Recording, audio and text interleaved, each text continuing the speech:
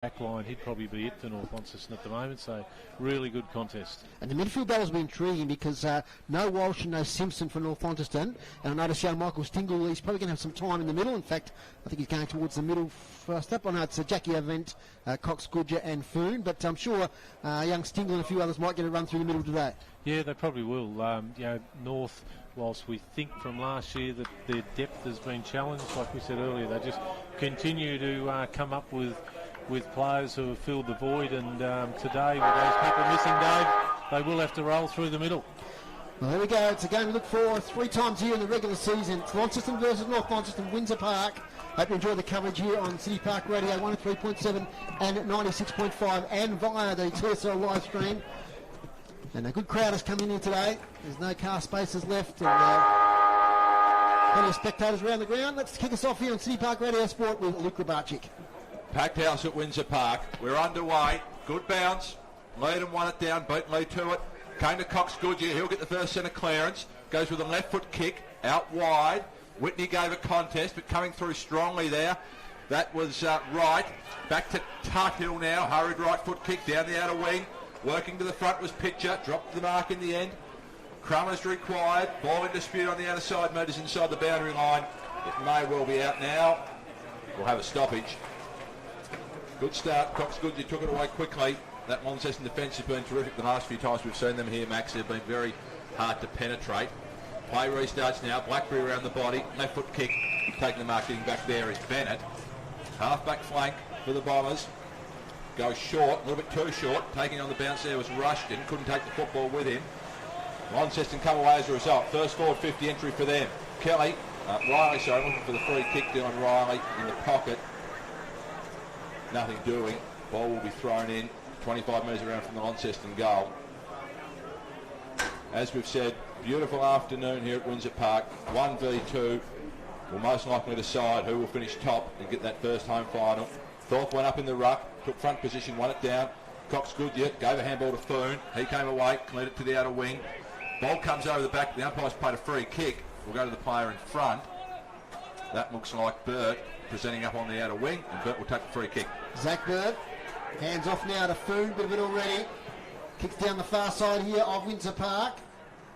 Off hands there of Seymour, out of bounds. Boundary throw in. So no wind advantage today, as Tony said, a very still day here at Windsor Park. Beautiful winter's day. Got a cloud in the sky. Hope you enjoy the action here.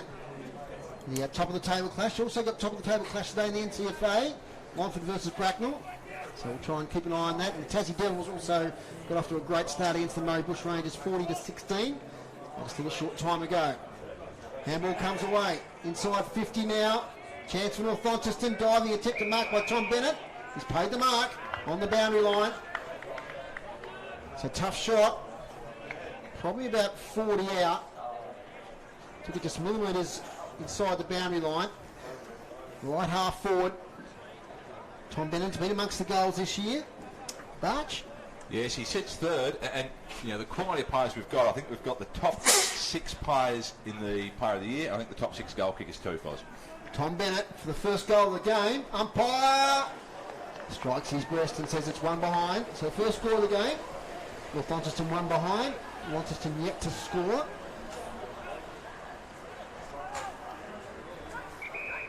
So chance now to clear the ball for right. For the ball is pitch, he can't pick it up. And it's going to be a ball up about 70 metres out from North Launceston's goal. Just a couple of quick matchups. Edmonds has got Thorpe there, and as we said, Nankervis to Riley. It'll be interesting as to how much they put into Thorpe, because there was a bit of feeling amongst the two sides last time, and a bit of chatter in the press the week after as well. So it'll be an interesting contest there. Inside 50 now, right, smothered handball. Players going hard for the contest. And there'll be another ball up. This time only about 30 metres out from North Launceston's goal, so they've had the only inside 50s, two inside 50s to one so far. Up goes Drew to Edmonds, he wins the tap. Chance, handball backwards to Avent. Look away now to Cox Goodyer from the boundary line. Kicks it to the goal square. There is Wright. Had a couple of kicks early. Kicks it beautifully for the advantage there of Casey Brown. Off and running, left-handed bounce. Runs his full measure, gets another one on the spongy turf. He lost control. Has to go back after it. Good pressure there from North Launceston, and it'll be a ball up on the wing. And that's exactly what Tony spoke about early in the pre-match about a bit softer on the wings, so may struggle to bounce. And yep, good call, Tony. First up. Ball up. Neutral territory out of wing. North Launceston come away with a clearing kick. Going back, dropping the mark at the end was right. Probably should have taken it. Loose ball, danger here. Rushton onto it. Hurried and left foot ball, clean, bold, House. Did he get a hand on or is it through? It's a goal. Now, do we give that one a Rushton or Bennett from the square? Well, it doesn't matter. I think, well, certainly it appeared as though House missed it. He was goalkeeping at the top of the square. Took a little bit of a meat break and clean bowled him. And then Bennett came through, and whether he got it off the ground doesn't matter. They've got the first one in the afternoon, the Bombers. I think you would like it to go to Rushton, Dave. But I'm putting it down. And Grooves agrees. Grooves agrees. Yeah. Geez, I was going to go Bennett. But So- anyway. No? We're going with 22, Right, so put it down to Rushton. we can correct that one If after you're listening, Macca, it was very 50-50, but you know who wins in those situations. Great start for the Bombers. And a couple of errors there. Max Wright dropped the mark going back. And then House missed the ball at the top of the square and the goal as a result. So a bit of pressure on the Launceston defence early. Plays restarted, going in hard was Foon. Lee working on hands and knees. Fed it out to that man Foon now and he breaks away. Right foot kick high, 30 metres out, danger zone for the Blues again. Defence under pressure early. North at the fall of the ball. Good tackle though, and they'll be rewarded, the Launceston defence. Tuthill will take, was that Brown there? It's Tuthill. Tuthill. Tuthill will take the free kick 40 metres out from his defensive goal. Got Smith on and Hines on the near side, goes to the outer side where play has been for the majority of the afternoon so far. That fell to Boyd. Boyd's going to kick down towards half forward. Comes to the back of the pack. Doing some roving work there was Nankervis. Overran it. They picked a free kick out here and it will go the way of the visiting team. A couple of free kicks early. Nankervis to be the recipient. Half back.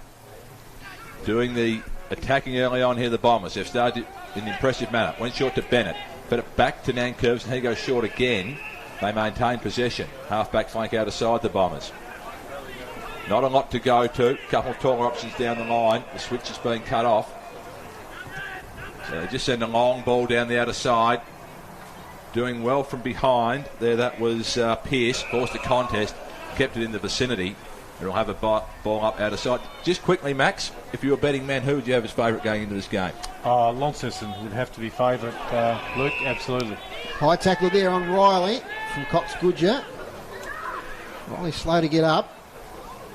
Very slow to get up, in fact. The umpire put a whistle on play. Now, Tony's not far away from this. He might be able to tell what the nature of the injury is. Might cross down. Tony, that was right in front of you. Got a thought there. What happened to Dylan Riley as he went down? Looks like he's fallen down and might have done a bit of damage around the hips. I think he's hiding. Hard to tell from here because he's got his back to us, but he just hasn't moved. Yeah. Greg Cox Goodger was standing right over him and signalled for the help from the interchange area straight away. Yep. There's no malice in that at all, but he's being helped up now. Yep. So, yeah. Thanks, Tony. We'll get back to you if you get some more information. So, yeah, what do you think about that one, boys? That was an unusual sort of situation. Yes, I certainly couldn't pick anything up from here, Foz, but gee, potentially a massive story early in this game.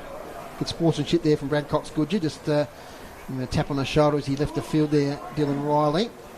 Free kick though now to Miller Hodge. He kicks up towards half forward. Big pack of players. Taken by Pearce. Kicks off balance straight in the air. Player tackled there is Blade Sulzberger. He can't emerge from it. And it'll be another ball up. So it's 1-1-7 North Launceston. The Blues yet to score. Been playing about 6 minutes in this first quarter. From the ball up. Got a congestion there. Comes out to Blade Sulzberger. Shrugs a tackle. Handball close to the boundary line of Cox Goodger. Uses his skill to get out of trouble. Gets it to Blade Sulzberger again. Handball's not great there to Pearce. A lot of players around the contest. Right in front of the interchange area. Players dive in. Contest. Ball up. Just interesting, Stingle playing on Musica, being dragged back to the defensive goal square. So another ball up. Can we get a bit of a passage of play going here? Out it comes here towards Declan Shug. Cox Goodger gets a handball. Blade Sulzberger again. He's caught holding the ball. Free kick Launceston to go to Brennan Taylor. Couple of kicks out from goal. Twirls the ball in his hands. Now he runs off. Kicks inside 50. Thorpe's there. Oh, big fly there from Musica. Nearly takes on the second grab on the follow-up. Quick snap from pitcher. He's offline, one behind. That's the first score for Launceston there. One behind. North Launceston 1-1-7. Inside 50 so far. 4-2 the Bombers' way. Here's Luke Grabarczyk. Opportunity missed there from pitcher in the end. Lovely Crumb created the opportunity. Bombers have it. They're 50 out from the defensive goal. In the end, Bennett, he's happy to take it over the line. Crowd wanted Liberator holding the ball. The umpire said no. We'll toss it in. Launceston, rare foray forward. Early going in this top of the table clash. Groenewegen against the leader competing in the ruck. Groenewegen took front spot, got down to Cox Goodyear though. He gave it over to Sulzberger. They come away. Switch play to the outer side. There's a little bit of space over there. And taking the mark is Leary. He can go. Goes over the top, looping a little ball. Looking for some run there in Mitchell. Gathers it now, but he's under pressure. Good tackle, taken down heavily. Not rewarded. Umpire said no prior. And again, we've got a stoppage out of side. The 1-1-7, playing 1 point, 10 minutes gone first quarter. Bombers started well, Max. Yeah, I was just going to say it's very much a stop-start game at the moment, isn't it? Neither side can get a run on. Probably defence is, I guess, keen to make sure that we don't sort of see either side buy it away early. Yeah, absolutely. And North's defence has held up really well, and they've attacked well based on those inside 50s already. Been very good around the clearances too, the Bombers, and they get another one here. I'm not sure whether we've got some clearances there. Stats early, Foz. 10-2 the Bombers' way, so they're well on top at the moment. Dominant, dangerous ball inside. Rushton, the goal kicker, intercepts. He's taken down the tackle. It's a good tackle. Somehow the ball came out. Coming away there was Wright. He's wrapped up as well. Could have been holding the ball. Gee, very lucky. He came away. A couple of players were lucky there, Max. Yeah, I think Wright was very lucky. He stood up in the tackle, took the ball to ground and didn't make any effort to get rid of it at all. Ball up here, 20 metres out from the Bombers' goal. Launceston under real pressure early on. Now the stoppage. They hold it in there. The umpire, at least it was consistent though, Foz. I guess that's all we can ask. Yep. Play restarts. Coming through. Here's a real chance. Leary onto the left. Left foot shot is good from Leary. Quality finish. The Bombers have two. They lead at 2-1-13. Launceston 1 point. 2 goal margin early, Max. He's a talent, that young Leary.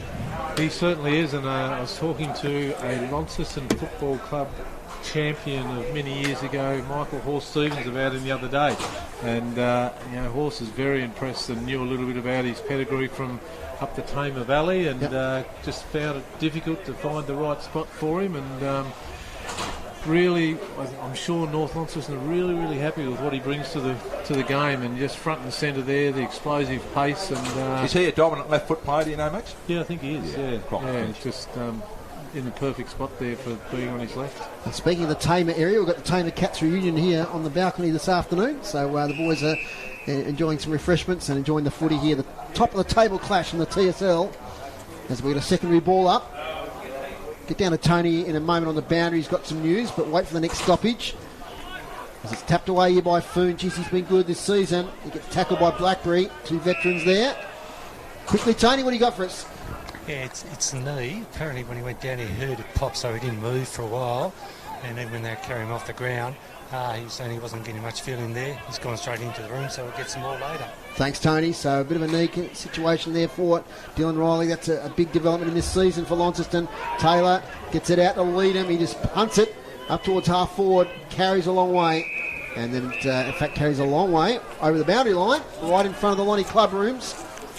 So Michael Stingle, who's had a real breakout season down back, will take the relieving free kick. There's a player there, Donnelly, all by himself, still deep in defence for North Launceston. It's a patient build up here. His eyes are darting left, contemplating the switch. Now he goes the 45 kick here towards Nankervis. It comes off okay. Takes a mark diving on his knees. Corey Nankervis.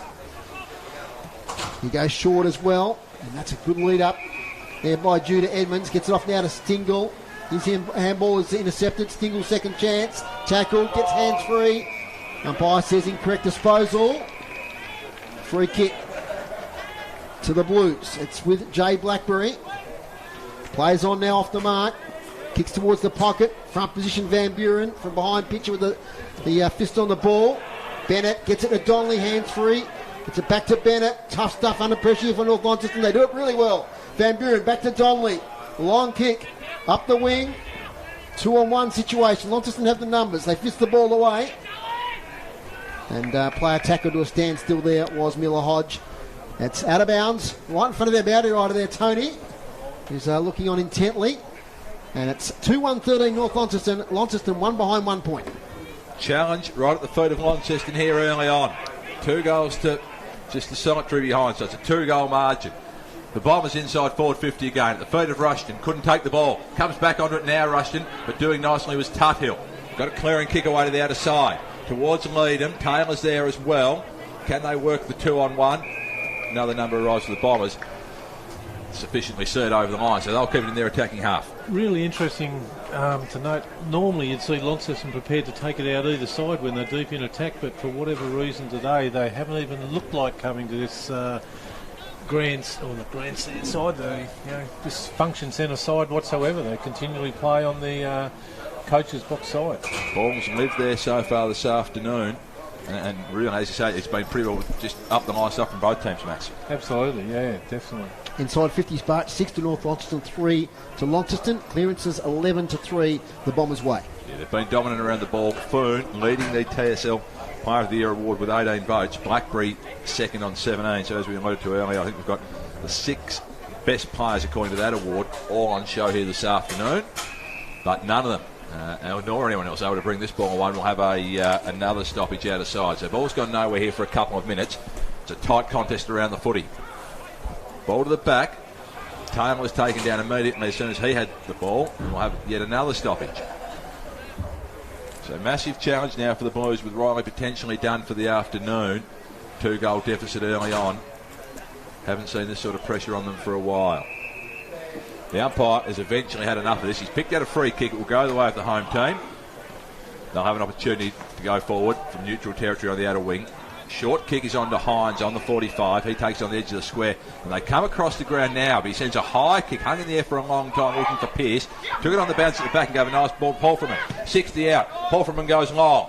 Marker required. Pitcher, a little bit undersized. Then Leedham was doing the roving. Rolls reversed. Spilt to Edmonds. His short kick is good to Foon. He comes away to Bennett. Bombers can relieve. Look to go over the top. Can go by hand now to the run. He does that.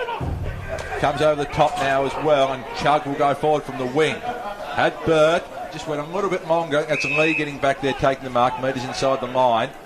Half forward flank. No, it's Bennett in fact. So Bennett sends a short kick over the top. Burt's at the back, does some work on ground level. They're inside 50 now. Rushton comes up from the pack. Hurried the ball forward, but no one home. The Blues, kick coming out was under pressure. Went high. Bennett had it spoiled. At the ground is Gronewegan. He went in, couldn't take the ball. Smith came out. Free kick will go the way of Gronewegan, and he'll take it from half back. Quick score, Barge. At half time, the Devils 54, lead the Murray Bushrangers 15. Wonderful start, 39-point margin there. Massive afternoon of football right around the state and interstate. Short ball comes to Rushton. He's inside 50. Rushton plays on. Mongrels the ball towards goal. Rolls through for one behind. Could have done a little bit better there in the end. He'll be disappointed. Doing all the attacking, the Northern Bombers, Max. Yeah, he rushed himself a little bit there, pardon the pun, didn't he? He certainly had a bit more time, and he's got the pace and the toe to get away from him, so a missed opportunity. Long kick out from fullback from Woolley, finds Thorpe. Cody Thorpe. Been amongst the goals recently. Signals he's going long and does so. In towards pitch up against Nankervis.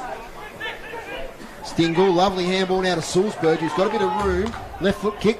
All the numbers though with Launceston. Bowen Pearce takes an unattested mark there. Kicks inside the centre square, taken by Brown. It's going to be a ball up, says umpire McEntee. North have just got all the numbers around the loose contest at the moment. We noticed it again there where they could clear it quite easily. It was just a poor kick by Salisbury. In the ruck there, Jude Edmonds, brother of Will, gets tackled, falls to Cox-Goodger, has an outlet there, and Chug has some room, right foot inside 50, looking for Bennett. Good spoil, was it? No, it wasn't. Over the shoulder, says umpire McEntee. Free kick, Tommy Bennett, within range. House on about 45 metres. So right behind this one, and those watching the streamer are also. So Tom Bennett had a shot on goal earlier in the day from the boundary line. Not an easy shot. very little breeze. So Tom Bennett, as Bart said, 21 goals this year. This for the third for North Launceston. Gets around near side the whole way. One behind. So a few opportunities going bigger here for the Bombers. 2-3-15. Leading Launceston 1 behind 1 point. Thanks to our sponsors, Elgas. Today's broadcast brought to you by Elgas. For all your LPG needs statewide, talk to the locals with knowledge. Phone 13 11 61. From the kick in, tackle laid there. And a bit of afters there. Seymour's in there. And now a few are coming in. It's getting broken up. Umpire throws the ball in. Gee, it's close to the spectators there. A little tussle. Anyway, players going on. Music has got it. Spins out well. Sells some candy. Gets the handball sideways now to Taylor. Short pass Taylor to Pitcher. Chance here for the Blues. Pitcher. Kicks inside 50. The debutant there is Liam Canny. Nearly takes the mark. Bennett's there though. He gets the handball backwards to Donnelly. Back to Bennett. Under pressure from Brown. Bennett falls over. Brown keeps his feet. Spins out. Looks for a handball. Gets it now. Kick from Hines to the goal square. Is that a goal? It is! What a goal from Jake Hines! Impossible angle. 45 out, right on the boundary line. It just drifted through. And gee, that's going to be one of the highlights of the day, that one. Jake Hines, the first goal for Launceston.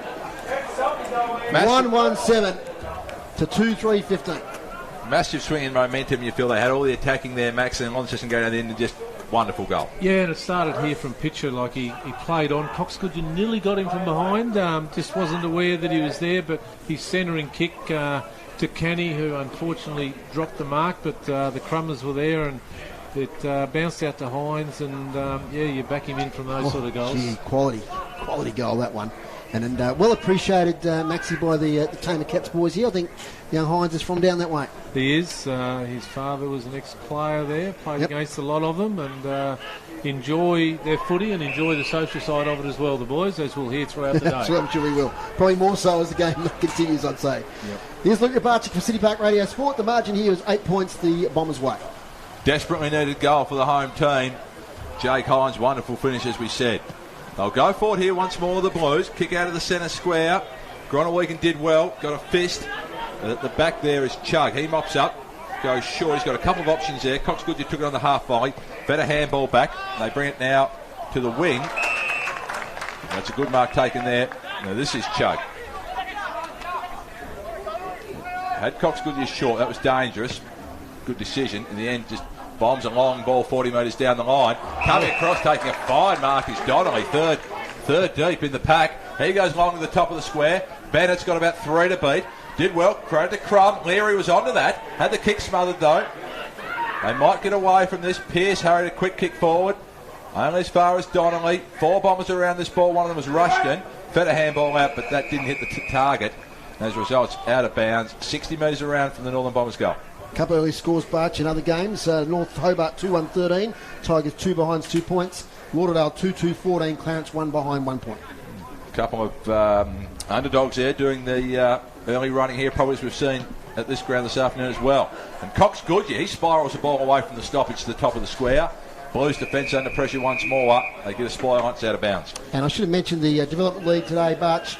Curtin Rains at Launceston 13-17-95. Defeated North 4-4-28. Comfortable margin there. All we've seen so far in the seniors here is a very tight contest. Ball in, 15 metres around from the Bombers' goal. Lee was at the back, directed it down. Blackberry's there. He's got a couple to beat. One of those was Pearce. He ensured the ball stayed alive, but only momentarily. We'll have another stoppage. It's 50 out now from the Bombers' goal. As we've said, beautiful afternoon for football. It's been a tight contest so far, not a lot of free-flowing action, just the 3 goals as we're into time on now, 23 minutes ago in the first term.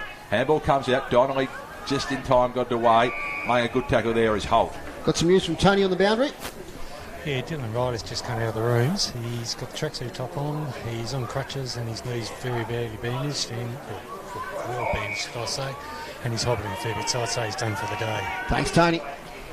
Massive news. Let's hope it's nothing too serious when we see Dylan Riley back in the weeks ahead. Meanwhile, comes up towards half forward. Holt's onto it. We go to the top of the picture. Ends with pitcher now. He's been very lively early on. 4th or 5th touch for him. Another inside 50. Sends it deep. Looking for Musica. Couldn't take the mark. Groenewegen again casting the role of the rover. Did well, the big man on all fours. Kept the ball there against about 4 opponents. Forces a stoppage 30 metres out from his goal. Dangerous spot here for North. They'd be disappointed here if they concede another one, you feel, Max? Yeah, absolutely. Like, they've done really well defending, so see what happens. Dominated most of the key stats so far, the Bombers, but they just lead by that one major. So they could afford to give away one here and let this sort of first quarter dominance slip. Still dominating the clearances, Barch. 14-5 at the moment, the Bombers' way. We'll be interested to see what Mitch Thorpe has to say about that at quarter time. I dare say there'll be a bit of work done. Pitcher came through, didn't take the ball. The Bombers get a clearing kick away, but it's only going to be as far as right. He takes it now in the half volley. Send a rush ball forward and never really looked like scoring. Missed the lot by about 10 metres. Out of bounds on the full. Bombers will take the resultant free kick from the back pocket. So the Bombers' defence held up pretty well so far. Just that one magnificent goal from Hines. And they're playing about 22 minutes. Edmonds, long kick out of defence. Contested ball. Boyd got his hands to it. Now with Taylor. Casey Brown had it spent before he got the handball away. They're now ball up, right half forward. And Burt and Taylor. Burt and Taylor there, little how do you do? They quickly separate. Sorry, Barge. Young Hodge copped a nasty falcon there, I think, in that marking contest, Boz. Out of bounds. Jacob Boyd it was. Boyd, sorry. Yeah, put his hands up when you said he got his hands to it, Oz, but they went straight through it. Falcon right in the left eye. Right in front of us here on the balcony, the Windsor Function Centre. Umpire Shaliro throws the ball in. Contest in the ruck. Leadham wins the tap. Tapped away though by Lee.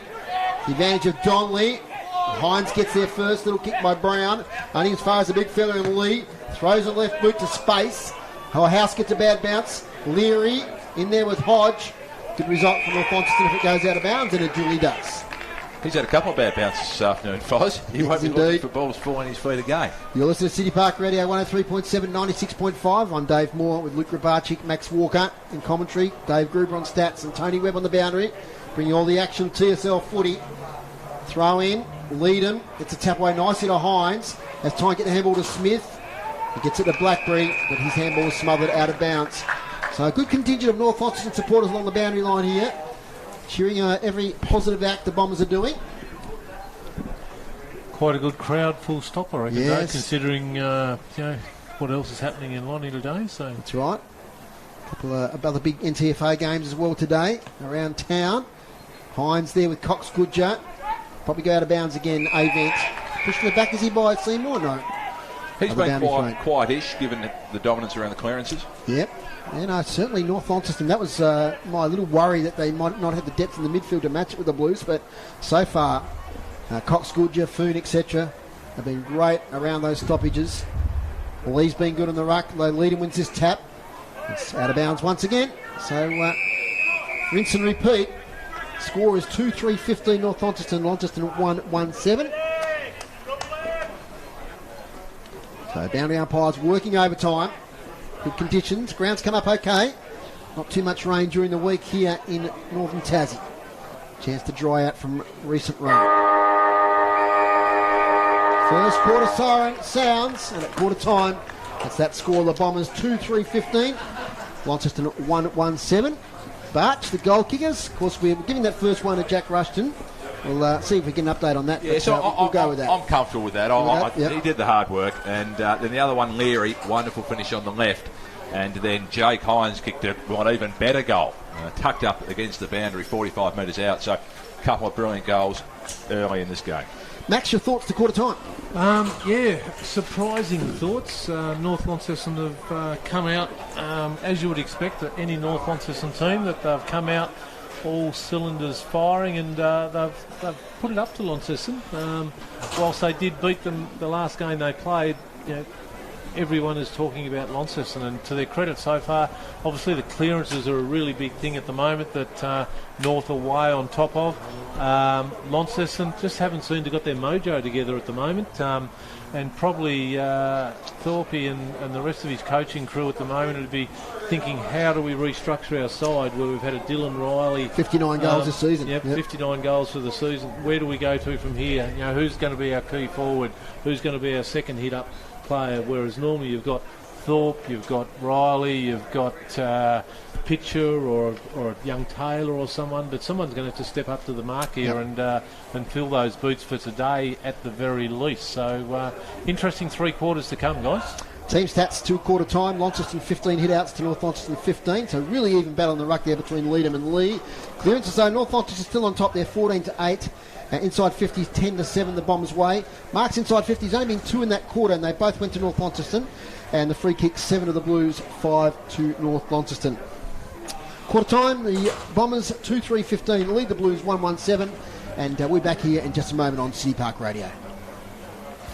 When it comes to your home or your local business, L-Gas is the smart choice. Make the switch and be rewarded with $80 in LPG account credits when you sign up. Whether it's cooking, hot water or heating, L-Gas has got you covered. For $80 in LPG account credits, visit the website lgas.com.au, download the L-Gas app or give us a call on 131 161. L-Gas. Local, safe and reliable. A sponsor of City Park Radio. Who's in the hot seat this week on City Park Radio? It could be someone you know or maybe a total stranger. From an entertainer or sports person to a community helper. On the hot seat, you'll meet a different guest each week. Previous programs are now podcast through cityparkradio.com. Community radio, bringing locals together with the hot seat, Sunday mornings at 11 on City Park Radio. We'd probably all like to come home to a new kitchen without all the usual hassle. With our unique bench tops that fit on top, Granite Transformations can simply install one of our 50 granite or marble finishes over the top of your existing surfaces. Along with our made-to-measure replacement doors, Granite Transformations can completely transform your kitchen while you get on with your day. Call Granite Transformations Launceston on 6326 2962 or visit the showroom at 190 Invermay Road, Invermay. A sponsor of City Park Radio. Community Care Tasmania is your local not-for-profit home care service provider in Tasmania. We deliver a full range of home care services with care and empathy. Our friendly, professional and innovative staff will tailor care to your needs. Ring 6334 0990 or 1300 722 400 and speak to a local. Also, you can visit cct.org.au to find out more. At Community Care Tasmania, we put your care first. A sponsor of City Park Radio. This sports broadcast is brought to you by L-Gas. For all your LPG needs, talk to the locals with knowledge. L-Gas, call 13 11 61. A sponsor of City Park Radio. Quarter time here at Windsor Park, match of the day, 1v2 in the TSL, and it's Launceston 1-1-7 trailing. North Launceston 2-3-15 at quarter time. Goals to Leary and Rushton for the Bombers, and single goal to Launceston to Hines. And Bart, you've got some individual stats there for us. Yes, courtesy of Darren Marvel. Interesting stats we've got here early on. So Brown leading it for the Blues. He's had 7 disposals, and then Taylor second best for them with 5. But a couple of their key movers. Blackbridge just had the 4. Polframan just the 1. So they've got some work to do. And then, as we've alluded to in the first quarter, dominant in the clearances, the Bombers. And Jay Foon, he's had 10 disposals, 7 kicks and 3 handballs. Max, that's huge from Jay Foon in the first quarter. It is a really good start, and obviously Launceston are concerned about him because they're providing, keeping the tabs on him. So that's, worrying for their coaching staff. If I can just give a quick score from the Longford Recreation Ground. Confluence of Lee Brasendale out there at Longford. Just started the second quarter. Longford are 4-5-29, leading Bracknell 1-2-8, and didn't have a lot of information about who's kicked the goals and so forth, but he did know that Murphy Cohen has kicked 2 for the Tigers, one of their recruits for the year, and a very good crowd out there. So good for footy in that region, boys. And the Tassie Devils, 63, lead the Murray Bush Rangers 33. That's midway through the third quarter. And in other TSL news today, there's 2 other games. We'll be catching up with Anthony Osborne there at at half time from North Hobart. But must get down to Tony Webb before we do that. Tony, what do you got for us? Mitch Thorpe's fairly pleased with that. He says that they're lacking a little bit of composure with the ball, a couple of little panicky type moments. But he's really pleased with the endeavour, particularly around the midfield on the wings. He says they're really setting up the way they want to do it. But they just want a little bit more composure when they have the ball. Says it's a great game. Dylan Riley, seems like he's done ACL and might be done for the year, guys. Oh, gee, that's a real pity for Dylan Riley. And a pity for the competition because he's just lights up the field every time he takes part in a game. So it's unfortunate for Launceston and for Dylan Riley. Second quarter action underway. We'll get those other TSL scores at the first stoppage. But here now for City Park Radio Sport is Luke Grabarczyk. Second quarter is underway momentarily. Wasn't a good bounce, so we'll have take 2. Okay, Barch, I'll get one score out of the way then. It's the Tigers 2-3-15 to the Demons 2-1-13 at quarter time. I'll sneak the other one in. Clarence 3-1-19, lead Lauderdale 2-5-17. 3 tight contests right around the state. Great afternoon for footy. Hindsight, a big tackle there from the restart. So we'll do it again. That was Foon taken down. Dominant player on the ground in this first quarter, Jay Foon. He's leading the competition, the TSL Player of the Year, and he's leading all comers here this afternoon. Thorpe into the ruck, won it down. Musica bursts away from the stoppage, gets to 50. Musica, right foot kick is well offline into the pocket. Opportunity still here though for the Blues. Ball's alive. Who's there? Couple of Northern Bombers defenders. They ensure it's not coming out, and we'll have a ball up 25 metres around from the goal. And that may be their answer, Musica. We've seen him play as a forward, certainly a lot of last year and games this year, but he's been starting in the middle, so that might be something that they need to look at. And Thorpe into the ruck too there, Max. Got them going. Quick kick away from that stoppage has landed in the arms of Jake Smith. He's got 50 metres out from goal, but he's only a couple of metres inside the boundary line, so it'll be a very difficult shot from here for Smith. But he's going back and he's going to have a crack. First opportunity of this second term. Blues looking to trim that margin. 8 points adrift as we speak. Smith comes in now. A kick from a couple of metres beyond the 50 in the end. Good looking effort. It'll be at the top of the square. High flies there. Who's at ground level? They've got the Blues. I think it might be Pitcher over the back. Yep. Braden Pitcher. He was lively in that first quarter and he's got the opening goal of the second term here. Trims the margin back to 2 points. 2-1-13.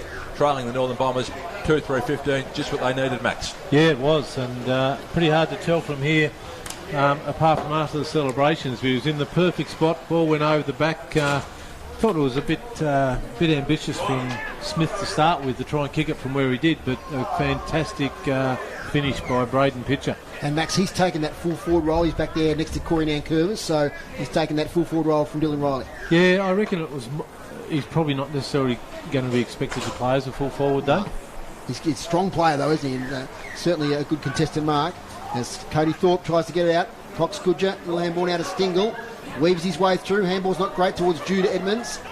Judah Edmonds picks it up. Looks for an outlet handball. Held on to it for a while. Umpire says no prior though. Yes, Sparks? Just on Pitcher, the last couple of games I've seen, it looked like he's been battling for a spot in this talented side, so maybe some responsibility is what he needs. Absolutely. Chance now for Stingle. He's tackled. In fact, Avent's in there. Been a crucial quiet, part of the game. Stingle. Yeah, has been. Been quiet. Normally used to seeing him have half a dozen possessions by now, racking them up, just running off half back. Canny takes it. He's tackled. So, crucial first goal of the quarter to Launceston. They're kicking to the town end for our radio listeners. No breeze today, so goals can be scored at both ends. Blackberry takes possession. It's a really tight contest here. Lots of numbers around the ball. Both players are also playing loose man defence. Jake Smith down here for the Blues, guys. Yep. Fletcher Bennett, other end. Other end. Taken there by Hines, round the corner. Kicks towards half forward, leading for the chase. There's Van Buren. Pursued there by Taylor. Van Buren does well. He gets a little handball to himself, close to the boundary line and over. So spectators shooting their eyes from the sun down in that forward line for Launceston. Beautiful day here, not a cloud in the sky. little bit chilly on the balcony, Max, but we'll get some sun here soon, I think. We don't have to worry about the sun here, David. No. And if Macca, if you're listening, I'm sure you are. It's only about 4 degrees here, mate. Yeah, it's probably about 34 in Port Douglas. Is out it comes now to Seymour. Hand off to Hines. Bounce. Gets to 50. Centering ball. Only the Northern Bombers are there. Fletcher Bennett can't quite take the mark. Round the corner. Pitcher for his second. I think that's snuck inside the goalpost. Yes, it has. It's 2 goals at the start of this quarter to Braden Pitcher. And the Blues are in front here at Windsor Park. Difficult one there, Max, wasn't it? It was a difficult one, but I emphasise again that I don't think he's there for a full forward. The 2 goals that he's got are both crumbing goals, so I think it's a good ploy and it's worked so far. I think they'd be happy for Nankervis to stay on him because he's quite a quick mover, pitcher. Tony, you got news on the boundary? Yeah, about 4 or 5 minutes ago, Alex Lee came off, clutching his shoulder. Apparently had what they call a stinger, but now the ruck can put his weight on that. He's just had a little treatment. He'll be right. He's got his Guernsey off. I reckon he'll reckon in a few minutes. Just trying to get a bit more movement back in his shoulder. Thanks, Tony. Alex Lee, a few injury concerns this year. He's had a few games out, but pretty tough warrior in the ruck there for North Launceston. Here's Luke Rabarczyk for City Park Radio Sport. Thorpe and Edmonds compete. Comes down the way of Hines. Elected to hack it off the ground. That was only as far as Cox Goodyear. He's got a runner over the top out wide. Gave it to Avent. Comes back now to Bennett. He goes short to Pearce. He gives a handball over the top now to Rushton, so a little bit of space. He gives a handball over the top now as well. They're inside. This is Bales. He's going to be run down, Bales, if he's not careful. And he was. That space was closed down quickly in the end. That was Blackberry working his way into this game. Quiet in the first term, just the 4 disposals. Not to his usual lofty standards. Wonderful tackle there, though. Sends a high ball to the outer wing. Nice mark going up in front, Groenewegen. Almost uncontested in the end. Good kick. Finds Polframan. Centre square. Goes now to Polframan. Round it would be tackling. Didn't get round in the end, though. Avent stuck it. Forced to get back to Musica. Players going willingly here. Came back to... That was right. Goes over the top to Smith. So Smith's got Hines over the top now. What's he got further afield? Not a lot. Pretty stagnant up there at the moment. Groenewegen gets back to give a target down the line. Goes in that direction now to Hines. High ball. Groenewegen to fly. Got hands to it. Couldn't take the mark. Cox Goodyear at the crumb. Gave it out to Foon. He had a runner. They come back inside via hand here, the Bombers, and they're away. But the couple back for the Blues. Going back was Tuthill with the flight. Free kick in the end, front on contact against Rushton. So Tuthill goes to the outer side, and there's a couple of Blues over the top here. So they'll go back inside 50. Under pressure now, the Bombers' defence. Who's there at the fall? Comes out the way now. Is that the first gamer? Yep. He's had the ball. Tackle. Throw. Wasn't quick enough in the end there, the young man in Canny. Just couldn't quite get Boot to ball quickly enough. Desperate Bombers defence. Stingle takes the free kick. His kick sets a bit of a task for the player there. Going back was Pitcher. Could have got a free kick now in the end, Braden Pitcher. He's kicked the 2 goals already in this term. Ball comes back inside towards Blackberry. Overran it. Goes to ground now, but he's got a free kick though. So they'll have another shot here, the Blues. And all of a sudden, they've turned the table on the Bombers from the first term. And they will kick now for what will be their third goal of the second quarter. Yeah, they're starting to get a bit of rhythm in what they're doing. It's the ball movement. Hines had 15 minutes out here by himself on that wing screaming after the ball. They finally got it to him. He set it up, got it in there deep. So, yeah, they've got to start playing a bit closer, I think, North Launceston. Clearances as well. They seem to have at least broken even in this quarter, Max. So yep. Blackberry comes in. Kick on its way. Looks pretty good. It's through. Blackberry has the 3rd for the Blues. That's their 4th for the afternoon. They go to 4-1-25. It's a 10-point margin now, leading the Bombers 2-3-15.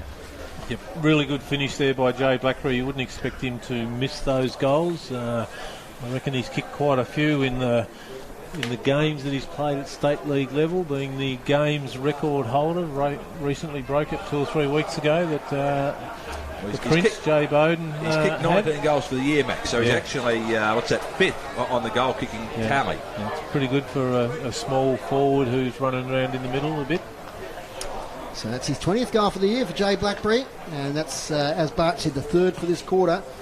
And North Launceston have been quiet. They've kicked the second goal they kicked was at the 8-minute mark of the first quarter. Haven't kicked one since. Donnelly gets his kick smothered. Blackberry, beautiful handball to Hines. Hines leans back in the kick inside, attacking 50. Almost a mark to Seymour. Good spoil from behind from Bennett. It's going to be a ball up deep inside, attacking 50. Inside 50s this quarter for Dave Gruber. 5-1 the Blues way. So all the scoring seems to be happening at the moment down the town end. Up it goes, Gronewagen thumps it away. Taken there by Nan Curvis, kick round the corner towards Judah Edmonds, who takes a really good mark on his bootlaces. Steadies things down. Looks here for Burt. Nice ball there from Woolley. That's a good match up, those two. Out of Declan Chuck. Handball backwards to Whitney. Whitney kicks inside the centre square. Nice mark here. Good hands. My word. The boys' hands were like a vice there, taking that mark. Play on now, Leary. Puts himself under pressure, gets a good kick away. Rushing up against two. Might work out here right for Bird. He spins out. Handball over the top towards Pearce. Too much heat on the handball. Oh, Jamison House has met in the tackle. No prior. Yeah, but the handball there out towards Pearce. He just couldn't rein it in. They're away on goal. To the right, the edge of the goal square here for the Northern Bombers. There's a free kick. North. I didn't see that one. Max, talk to us about it. Jamison House nominated as the ruckman, and then I'm trying to see who it is there. Judah Edmonds? No, the Launceston player jumped up and took the ruck. Yeah, so Casey Brown, is it? They're standing the mark. Yeah, it's a bit hard side on. Running. Judah Edmonds for Northern Bombers' third goal. Makes no mistake, right through the middle. And young Judah Edmonds, one of the debutants this year for North Launceston, kicks their third. 3-3-21. Launceston at 4-1-25, and Max, that was the steadier they needed. It certainly is, and very much needed goal. And it was Bowen Pearce who had a bit of a brain fade there. He wasn't the ruckman that decided to go up and make it a 2v1 contest, which we know that we're no longer allowed to do, gentlemen, because Steve Hocking said we can't. Well, I was going to say, Max, that he's announced this week stepping aside, but he's made these changes to the game that we have, obviously, moving forward. He's left his mark, definitely left his mark. Gone down to Geelong as the CEO. Big job down there, filling Brian Cook's shoes. Play restarts. Leadham went down decisively to Polframan. He bursts away from the centre square. Sends a high ball inside forward 50. Bombers back onto it. Handball though. Missed the target. They're under pressure here, the Bombers. Could be a free kick for in the back. It was a fierce tackle in the end. Umpire said no. I'll allow that. And as a result, we'll have a ball up, 20 up from the Blues goal. AFL Fremantle 8-7-55, leading the Hawks 4-4-28. Big week for the Hawthorn Football Club. Obviously changes happening there as well. So there's plenty happening everywhere. Bombers under siege here. And they force another stoppage. They're 15 metres out from goal, the Blues. Bombers just kicking their first of the second quarter moments ago to trim the margin. Back to under a kick. 4-point margin here at Windsor Park. Rucks fly high on that occasion. They'll come away now, the Bombers. Kick to the outer side. Bird is up at the ball and takes it on the chest. Got a couple of runners out wide. Goes by foot. That works. Can they take it forward here in a wave? Pearce has got it now.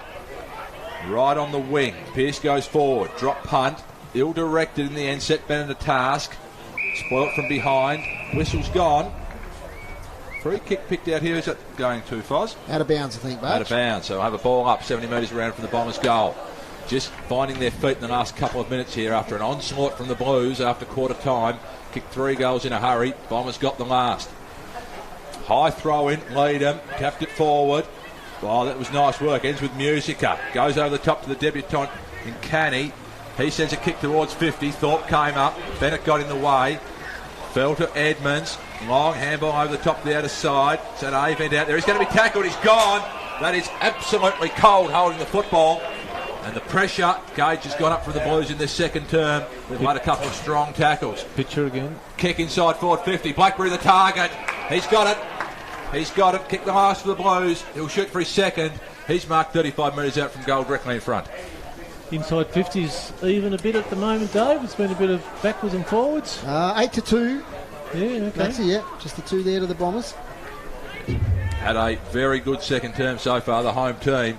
We're 13.5 minutes into it, and they're kicking for their fourth goal. So Jay Blackberry currently second on the TSL Player of the Year award with 17 votes. Comes in, left foot kick.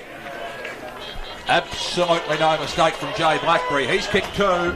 Blues extend the margin back out to 10 points. They are 5-1. They've been accurate 31, leading the Bombers 3-3-21.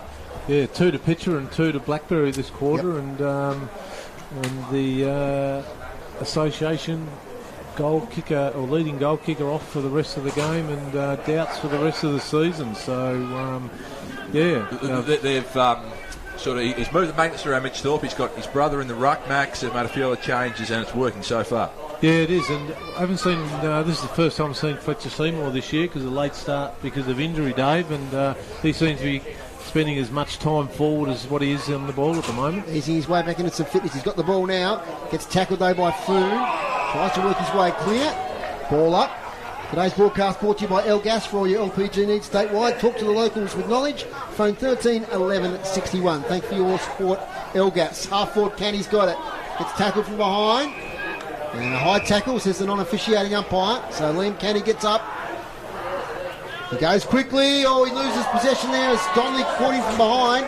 Kick off the ground from Foon towards half forward. Gielmut's a great trap there from Rushton. He's still got it, Jackie Rushton. He looks for the handball. He'll have to go the kick now. Looking here for Bennett, who leads up and takes a strong mark. Brilliant from Rushton. Absolutely. Expect nothing less. As Bennett, little chip pass, and nearly finds Judah Edmonds. Off the fingertips though, taken by Wright. Right to the wing, coming up with Bennett. But getting a hand in there is Seymour. His fellow number 7. On the follow-up is Blackberry. Little handball now to Kenny, who's coming into the game. Kenny's handball, tough under pressure for Seymour. Does well to Blackberry. Centering ball here. Palfreyman, if it bounces right, he's on goal. Clean bowls him now. Taken from behind. Nan Curvis, he's tackled by Taylor. Holding the ball. Brawler Taylor's got it at half forward. He plays on immediately. Not a great kick. Picked up on the half volley though by Pitcher. He swings on goal as Braden Pitcher. He's kicked his third for the corner. Braden Pitcher made the best of a tricky situation. Picked it up on the half volley. Threw it on the left boot and it trickled through for a goal. Great footy here at Windsor Park. And 6-1-37. Launceston, North Launceston 3-3-21. That is as good as individual effort that you will see on that half volley, on half a step, swinging round on his non-preferred left and dribbled it through. That was a pretty special goal, that one for Braden Pitcher. Wonderful football. Things have gone up a level, Barch. It was a little bit of a scrambly first quarter, a couple of great goals, but we've had Launceston to kick 5 goals to 1 this quarter, so it's really gone up a notch. Well, in that passage of play, you had Rushton at one end, you had Pitcher. There's been some great tackling. It's wonderful football at Windsor Park. Couldn't ask for a better day, and the players delivering now. They come away once more from the centre square of the Blues. Send it inside forward 50. Groenewegen traps it on the bounce. Comes back inside to Brown. He went without the football. He's tackled now. Bombers one holding the ball, and the umpire, he obliges. So he had an opportunity. Didn't make much of an effort at all to really dispose of that ball correctly. And so Foon, who's been quieter this term, after 10 in the first term, tore it apart. Comes inside the centre square, looking for that man, Rushton. Edmonds was there, hurried to kick forward onto the chest of Bales. Took the mark playing in front of Boyd. So Bales going up towards centre half forward. Sends the ball towards Burt. Wonderful spoil from behind. That came from Woolley. Gained 30 metres for his team. Canny taken high in a tackle. He's got it on the outer side. Looking to go quickly. He's forced to hold up now. Just go out wide in the end. The short kick, maintain possession. Go short to Palfreyman. Feigns a handball, comes back inside, gets around 2 tacklers in the end. Back to Canny, who's been busy in this quarter. Round the body, towards half forward. Seymour couldn't take the mark. Regathered it, hurried it inside 50. Coming up and taking a nice defensive mark was Stingle. Pion might have been called there. Went anyway, got it back to Edmonds. The Blues hurried out of a scrimmage in the end towards that man Pitcher. Diving attempt, couldn't take it on the bounce. In the end, it's over, out of bounds, 5 metres around from the Blues' goal, and they're winning the 50-50s at Mark Max. They are. There's plenty of pressure by North Launceston, but they just can't get the ball from those contests. Launceston are clearing it every time. And Cox, Goodyear and Fern were both very busy in that first quarter, but a lot quieter. And it seems as though they've shut those plays down a little bit, and as a result, the football's going their way. Speak of the devil, Fern comes away with it, getting busier in the last couple of minutes. He's lifted. As the Blues have in this term, they were challenged early on. Comes to half forward now for the Blues. They come away the Bombers. Cox Goodger kicks it to the wing, off hands, taken by House. Now to right to half forward, looking for Thorpe. Beautiful kick. Thorpe gets it lace out. He swings quickly, goes inside 50, looking for Pitcher, who falls over, and a nice mark taken out in front there by Food. In fact, was it Sulzberger took the mark? So Sulzberger might have moved on to Pitcher, the young Tassie Devil player. He kicks up the wing. Only man there is Thorpe with height. Edmonds arrives late, does well to execute the spoil to Stingle. Handball over the top, looking for young Mitchell. He can't take it. Now Brown shrugs a tackle. Gets rid of it legally, says the umpire. Now Bowen Pearce has got it, looking for the try. It's over the line. And it will be a boundary thrown. But I'm not sure if Dave Gruber's stats have a pressure rating, but if he did, it'd be very high. If we get that increase in budget I've been asking for, maybe we'll get a pressure rating. He has got inside 50s, and they're telling me that Launceston's had 12-4 this quarter. Clearances have really evened up after North Launceston led that stat at quarter time. Umpire Shaliro, boundary throw in. Thorpe with a beautiful tap to Canny. Waits for the handball, then gets it to Seymour, who semi-slips. Oh, is that a throw? I think it might have been, but he gets away with it. Hines, little kick up the wing. Now Cox Goodger's got it. Gets support from Bennett. Tumbles a kick towards the wing. Bowen Pearce will get there first. Handball wasn't a great one. Taken by Leary. His handball though goes to right. He cocks it up to Pearce. Pearce inside 50. House should take the mark, and does. Just inside the boundary line. Jamison House switches it to Boyd. Right in front of the can bar. He goes further now towards Smith with a good kick. Smith takes the mark and slips over. So you just need to steady things down a little bit. He goes back inside in the 45 to Boyd, who marks at half back. Very enjoyable quarter of football here this second term. It's been open and free flowing. Plenty of goals, mostly for the Blues. They've got it half back. Boyd goes out very wide. The kick is good. No, it's not. Just a couple of metres too far in the end, out of bounds on the full. So the Bombers will have an opportunity to send it back inside forward 50, searching for their second of the term. Here they come, back inside. Cox Goodger takes the mark. He's about 90 metres from home. Gives the handball to a runner. They'll go inside now, the Bombers. Through Stingle. Ran to 50. Slipped as he kicked it. Affected the ball going inside. And they take an easy mark in the end. The Blues now come away. They've got Miller Hodge at centre half back. 55 metres away from his defensive goal. He's got Hines on this broadcast wing, who's been busy on this side of the ground in this quarter. Takes a nice mark. Players are out on their feet. They've had a busy couple of minutes here. Few stoppages in the last 5 or 10. Seymour has it in the centre square. Goes long and low to Seymour. 30 out from goal, but getting back in the hole and taking a nice mark there. I think that was Edmonds. Yep. Goes short to Cox Goodyer. Jake Hines is absolutely knackered as well. They've run hard in the last couple of minutes to all players. Not a lot of stoppage. Good kick from Cox Goodyer. They've got it here, 70 metres out from goal. That's in the hands there of young Mitchell. Comes back inside to Cox Goodyer. He goes out wide looking for Rushton across the ground. Traps it now. Wheels back onto his right and goes short to Foon, and that's good. He takes it 40 metres out. Plays on to Foon. Shoots at goal, but just pulled it in the end. Didn't think he had the legs from 45. Played on and just gave himself a little too much work to do in the end.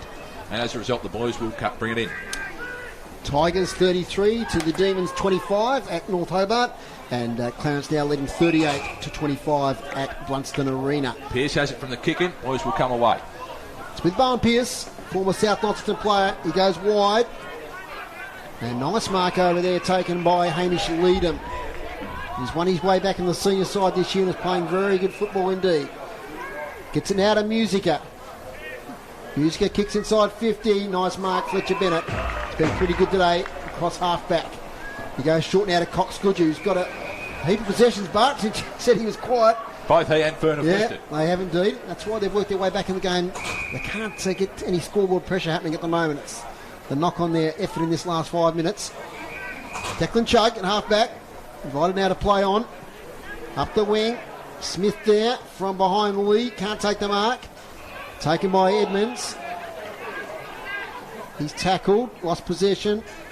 Tough contest on the wing. And there's a whistle on play. North Launceston free kick, I think. Going the way of Judah Edmonds. Yep. Kicked a goal early in the term. So about 24 minutes in. We got 4 minutes left or so. Little kick's a good one. to Declan Chug. Hooks a kick inside 50. Nearly a mark there to Foon. Handball just to space. Here's Whitney, he slips over at the crucial moment. And Abel's right to pick it up. Handball from Holt's not great, but Hines will make it look good. Picks it up pretty well. Kicks the wing, beautifully weighted kick to Blackberry. Blackberry around the corner. He saw a picture at the corner of his eye and it just didn't quite hit the target, out of bounds. Max, we haven't heard from you for a while. It's been a frenetic few minutes of play. What do you got for us? I was just amazed at that kick of Jade Blackberry's then, the way it was like a boomerang. Yep. And nobody else would have actually tried to do that apart from Jade Blackberry. That was unbelievable. It followed the boundary line for about 15 metres, Max. It did, yep, just had the wrong bounce on it when it hit the ground. Unlucky. North, look, like I said earlier, they're applying all the pressure, but they just can't win the ball. Coming through strongly was Musica. Bounced off an opponent. Set a long ball inside forward 50, deep into the pocket. Gee, that's a good mark there. Is that in front? He's brought that down. Is that Groenewegen? Yes, it is. Goes very short. But back to Musica. Took it on the bounce. Good tackle in the end made by Edmonds. So some brilliant individual performances in this second quarter. Skills are on display for all to see here. Capacity crowd at Windsor Park. And they're getting what they came for. Top quality contest. Ball up, 15 out from the Blues goal. Spills out of that contest towards the line. Bombers arrive first. No one able to take clean possession. Quick kick to the top of the square now. There's no one home for the Blues. And that is Van Buren or Nankervis. I think it might be Nankervis getting back there at the top of the square. Comes away. Good mark in front. Leary, he's been impressive, both at ground level and in the air. He goes short to Foon. He's been really impressive, young Leary. Done it all so far this afternoon. Foon, assessing his options, got nowhere to go. Does a 360, goes out wide, and that's okay. Maintaining possession here, the Bombers. They go down that outer side as we've seen often this afternoon. Ball spills the way of Hines. Done a power of work in this turn. Good ball inside to Palfreman. Donnelly was sort of lurking dangerously, and as a result had to go short. Ball ends here with Wright alongside the centre circles. He goes short to Hines. Got a lot of space, Jake Hines, doing as he pleases. Sends it inside to Groenewegen, extends the hands and takes it 45 metres out from goal, almost directly in front. Jake Hines, he's been dominant in the last 10 minutes, Max. Yeah, he has certainly got plenty of the ball, doesn't waste it, just seems to have all the time in the world. I used to be pretty critical of him a couple of years ago, but the last 12 to 18 months of his footy, he's come along in leaps and bounds. Groenewegen comes in, drop punt, makes the umpire work, and in the end slams it into the woodwork. They could ill afford to concede another one here, the Bombers. It's a 16-point margin late in the second term as we approach half-time. Bombers will come away from the kicking. In the back pocket, they dearly love a goal before half-time, which is right now here at Windsor Park. So about a 27-minute quarter there. And in that quarter, the Blues kicked 5 goals to North Launceston 1. And they've got a handy 16-point lead at half-time. 6 goals, 2-38. Leading North Launceston at 3 goals, 4-22. But you got the goal kickers for us. Yes, dominant quarter that term for the Blues. So Braden Pitcher went forward and he kicked 3 wonderful goals. Jay Blackberry has 2 for the afternoon. Jake Hines, that brilliant individual effort in the first term, he has 1. And then for the visitors, 3 goal kickers, Leary, Rushton and Edmonds, who kicked their only goal for the second term. So a 5 goal to 1 quarter there for the Blues, and they lead it reasonably comfortably at half-time, Max. Yeah, they do, guys, and we made the call earlier or before the game about, you were talking about it, Foz, how their younger guys, the North Launceston ones, would hold up with the pressure that Launceston would apply, and just reflecting on the last 5, 6, 7 minutes of that quarter, you look at the Bales, the Thorpe, Darcy Lay got a little bit of it early, but they're probably not getting enough out of those more young, inexperienced guys compared to Launceston. When you look at the debutant Liam Canny, he was in everything in that quarter. So the bottom, I won't say the bottom end, but the lesser experienced guys of North Launceston have got to lift to a next level for them to stay in this game, I think. Whereas Launceston, those guys, the Liam Canny, who's probably the standout in relation to the least experienced at the moment, he's already up there. He's having a crack. He's turning the ball over a little bit, but at least he's having a crack and going in and getting it. Absolutely. And And we talk about that forward line restructure there, Maxie, with the Dylan Riley injury in that first half. And of course, if you just joined us, we believe he may have suffered a bad knee injury. We don't want to preempt anything just at the moment until there's been a full scan, of course, but a serious knee injury to Dylan Riley in that first quarter. So they had to restructure, and Braden Pitcher was the man. He stood up and kicked the 3 goals. Yeah, he did, and not surprisingly, he has played a bit forward in different games, and when he was on the mainland, he was playing forward a bit as well. But I think, I don't know whether it was Luke or you, Dave, during the call, you mentioned about Hamish Leading holding his spot. Like, he's probably a lock-in now if they've lost Riley for an extended period of time, because he can go forward and have a rest and demand a quality backman. Groenewegen proved then he hit the post, but he can go forward.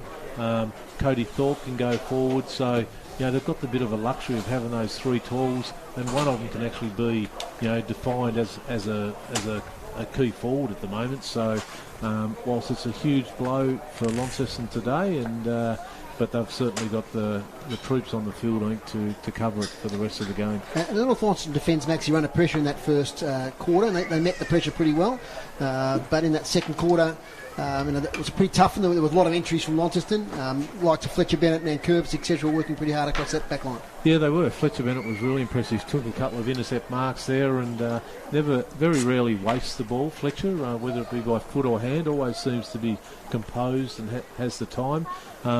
They're doing it tough in relation to Stingle today. I think Launceston probably worked him out a little bit, and they've drawn him deep to the goal square, whereas when he's at Aurora and previous games, or UTAS, he's given a lot of drive off half-back, play off half-back, the Richter Solder type model, but today, from that extent, he's certainly been outplayed. So I'd be keen to see him get involved again a bit more. Nathan Pearce is, as usual, trying his heart out and winning the hard ball. And Declan Chugg started He's been pretty good reasonably too, well. Yeah, so a lot of upsides for both sides, but North have got a bit of work to do here at half-time, guys. It's just gone half-time at North Hobart, so we'll get to Anthony Osborne after we have a break. Before we have that break, to give Anthony a bit of time, we might just go through some stats here at Windsor Park, and thanks to Dave Gruber for the team stats here till half-time, and with the hit-outs, it's still pretty even. Launceston 25 to North Launceston 22. Clearances, North Launceston still lead that stat 21 to 17, but the Blues had a little bit more of the clearances in that quarter. They won 9 to 7. Inside 50s, the Blues 16 to 8 in that quarter. They were pretty dominant, getting a lot of forward entries, and they lead that now 23 to 18 over the day. Marks inside 50, 4 apiece, and free kicks 14 to the Blues, 10 to North Launceston. And you've got some individual stats. Yes, a couple of individual stats, and interesting, a couple of those players really left in the term. Jake Hines was kept to 4 disposals for the half. For the first quarter, he's had 16 at half time, so 12 in that second term. Canny, who Max spoke about, he had 7 for the term, so he was very busy there. And then Jay Blackberry also left, he's had 10 to half time. Fletcher Seymour's had 10 to half time.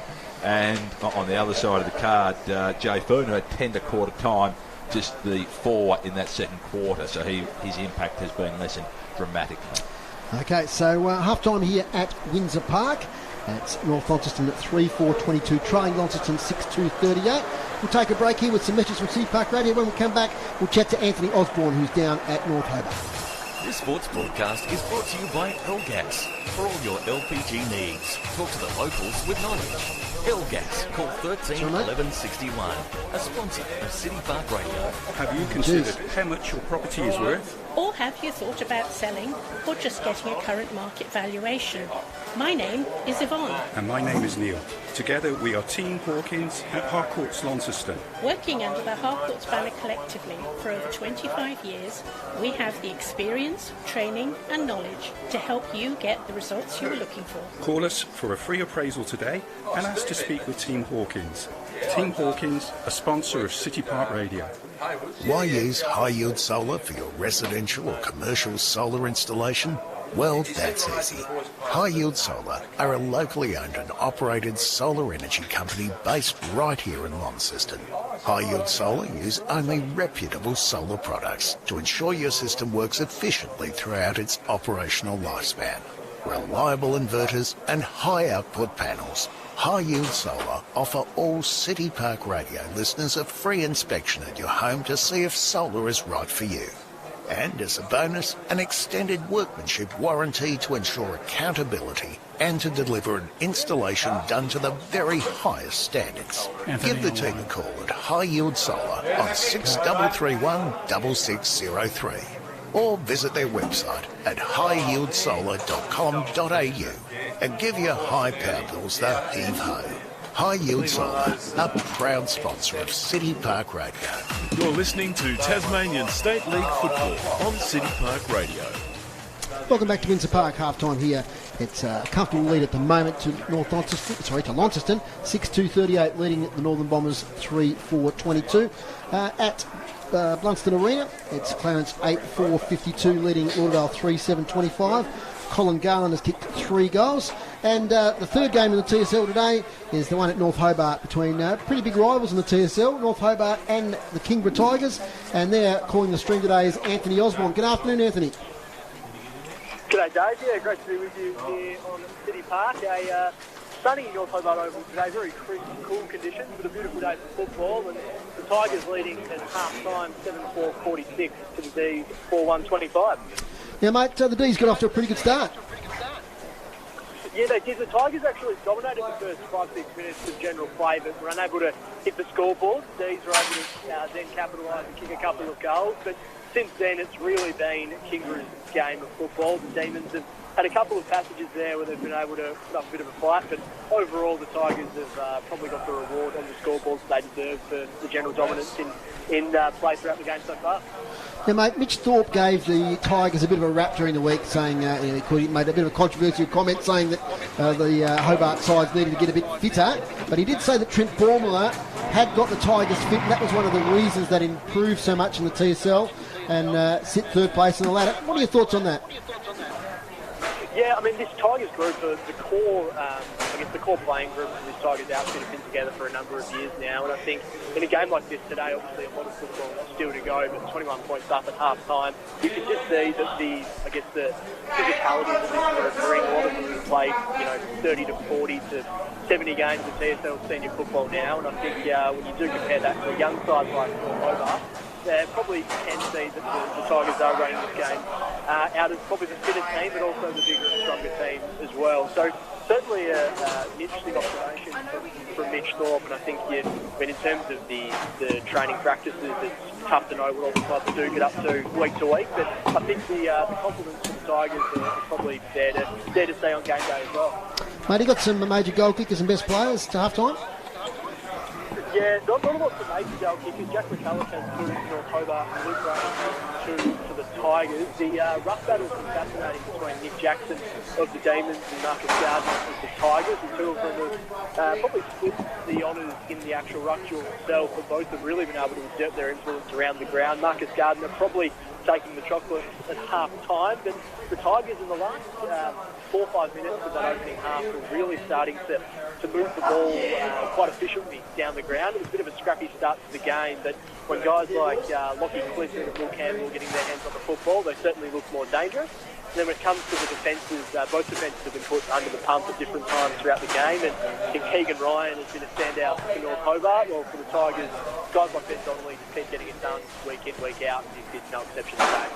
Hey, mate, before I let you go, I would like to touch on the unfortunate accident for Ryan Wiggins this weekend, the outpouring of support that there's been in the southern community, and I can tell you today there was a donation area at the gate here at Windsor Park to put some money in for Ryan. It was getting really full when I arrived. That was 11:30, so there's a lot of support statewide, I think, for the plight of Ryan Wiggins. Can you just tell some of the ways in which the clubs have supported Ryan down there? Yeah, absolutely, Dave. The same boat here at North Hobart Oval. There's a couple of donations here at the gate. I think almost, I'm pretty confident that almost every club, if not every club, throughout the TSL has shared the fundraising link online throughout the week. I think they're also raising money over at Launceston Arena as well. And yeah, as you said, I think the football community, it can be a competitive place a lot of the time, but it can also bring out the best in people. And I think the community spirit to get behind Ryan and his family and his mates, and I guess the Signet Football Club, where Ryan's been playing this year, as well as Lauderdale, where we've seen him really play a key role for Lauderdale over the years. That just the communities around those clubs and his family have really rallied together. And I guess you speak to anyone who's has a connection to Ryan or to Ryan's friends and family, I think they're all really grateful and quite overwhelmed, to be honest, by the support that's been shown. It's been a really difficult time, but it's great to see people really rallying together to support a member of the footy community. And certainly all of us here at City Park Radio have covered Ryan's games over the years when he's played for Lauderdale. We wish him all the best and his family. So half-time, Anthony, just want to repeat that score once again at North Hobart. Yeah, half-time, North Hobart 4-1 at 25, the Tigers 7-4, 46, with the Tigers kicking a couple of goals in the last few minutes. Well, mate, we better give you a bit of a spell before you take out commentary duties again, and thanks for joining us on City Park Radio. No worries, no guys, thank you, always a pleasure. No worries, that's Anthony Osborne joining us there from North Hobart Oval, and just repeating that other score in the TSL this afternoon. After a slow start, Clarence now lead Lauderdale 8-4-52 to Lauderdale 3-7-25. And AFL half-time might be almost start of the third quarter. The Dockers now 8-56 lead Hawthorn 4-5-29. Any more scores from Longford there, Maxie? No, not out there. But boys, look, there's a lot happening in footy this week. We just mentioned the Ryan Wiggins situation there. The young player there with Devonport. Sadly passed away this week, and the women's side for Devonport. And there was a heartwarming story too of a young guy at Georgetown who got his motorbike stolen, and the club pitched in to buy him a new motorbike. So it just goes to show what community footy and footy clubs are all about, doesn't it? Yeah, it certainly does, Dave. I think the Georgetown guy had his motorbike stolen and then crashed his car during the week, and what's happened with in the south, it's very, very sad, but like you say, it brings footy clubs, and then the scenario situation with the Devonport Footy Club with the female player there, and it just breaks your heart, you know, and communities, what they do, little local communities, i.e. Georgetown. The Devonport player was from a farming community, and tight-knit group of people, and obviously what's happened in the south. But that's when football clubs demonstrate that it's more than a game. It's all about helping their own, and not just from within either. We've shown with the Wiggins thing how it's touched people right across the state. Absolutely, and, every cent that they get for that young man and his family is deserved, to give him the opportunity to continue on the way that he'd like to. Well said. Here. City Park Radio, you're listening to 96.5 and 103.7 FM, and via our live stream, and also on the live stream on the AFL Taz Facebook and YouTube. We'll take a short break here from Windsor Park. When we come back, we'll hear from Tony on the boundary. When it comes to your home or your local business, L-Gas is the smart choice. Make the switch and be rewarded with $80 in LPG account credits when you sign up. Whether it's cooking, hot water or heating, L-Gas has got you covered. For $80 in LPG account credits, visit the website lgas.com.au, download the L-Gas app, or give us a call on 131 161. L-Gas. Local, safe and reliable. A sponsor of City Park Radio. Forgot to put your waste bins out? Are you time poor? Don't worry. Call Charles at Bin Out Tasmania, or maybe you need help putting your bins out and bringing them back in. Charles can help you with that. He will also clean your bins and take any rubbish away. Check out the website Bin Out Tasmania, or email binouttasmania@gmail.com, or call Charles on 0409 841 571. Bin Out Tasmania, a sponsor of City Park Radio. You're listening to great TSL action, Tasmanian State League football, on City Park Radio. Last score I had in the Tassie Devils game was three-quarter time, and the Devils 10-9-69 led the Murray Bush Rangers 8-3-51. So I'll try and get a final score for that one as soon as possible. We better get down to Tony Webb now, who's down on the boundary. Tony, what do you got for us? I'm in the Launceston rooms today, David.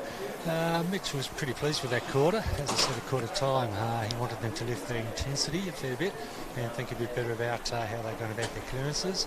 So they've done that.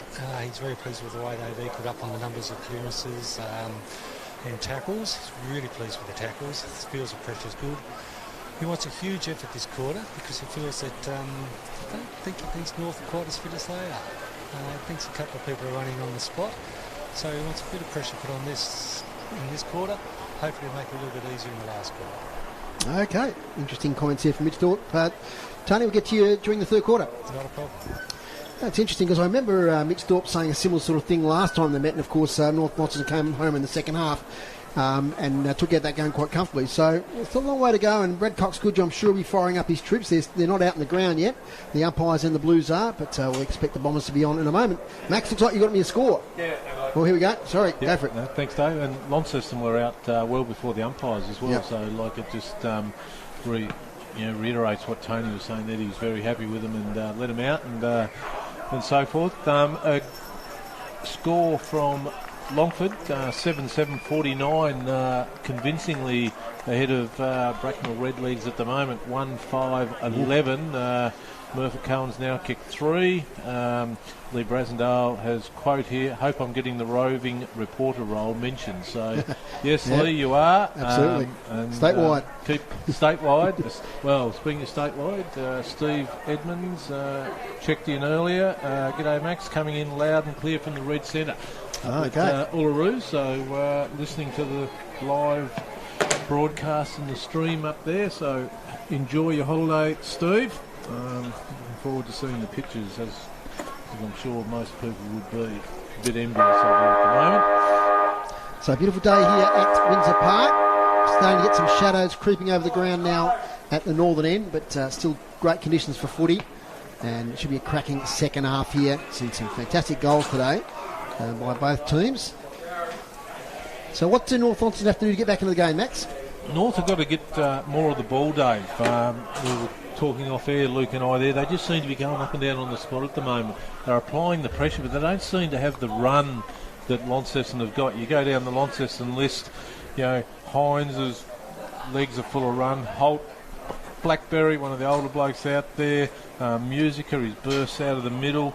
Gronewegan, who we know is a great athlete, running, covering a lot of the ground. And then you look, Braden Pitcher, he's all up and running. And then you look to the North list, the guys that we expect them to have run out of. Stingle's not getting enough of it. Judah Edmonds, I've been very impressed with today. He's certainly one of their better blokes.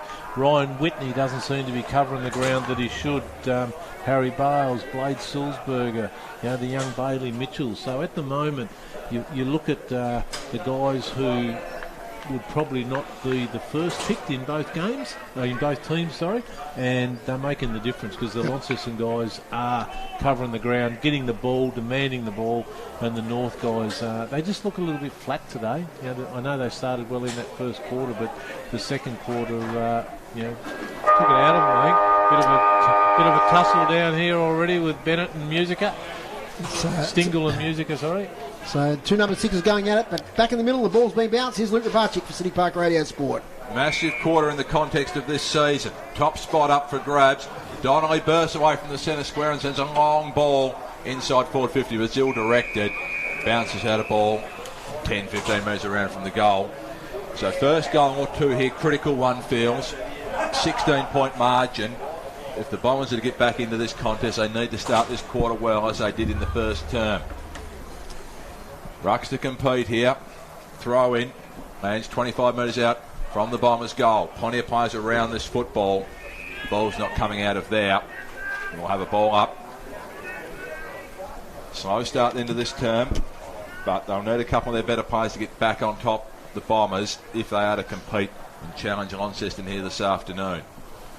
Ball's kicked off the ground out of that restart, and it's gone now another probably 10 metres away from the goal from where we had that initial ball up a couple of moments ago.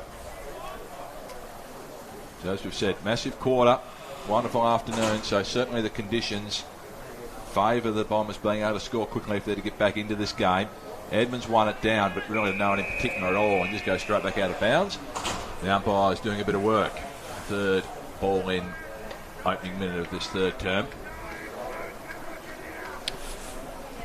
Get down to Tony in the boundary. He's got some big news in a moment about the North Launceston ruckman, but from the boundary throw in.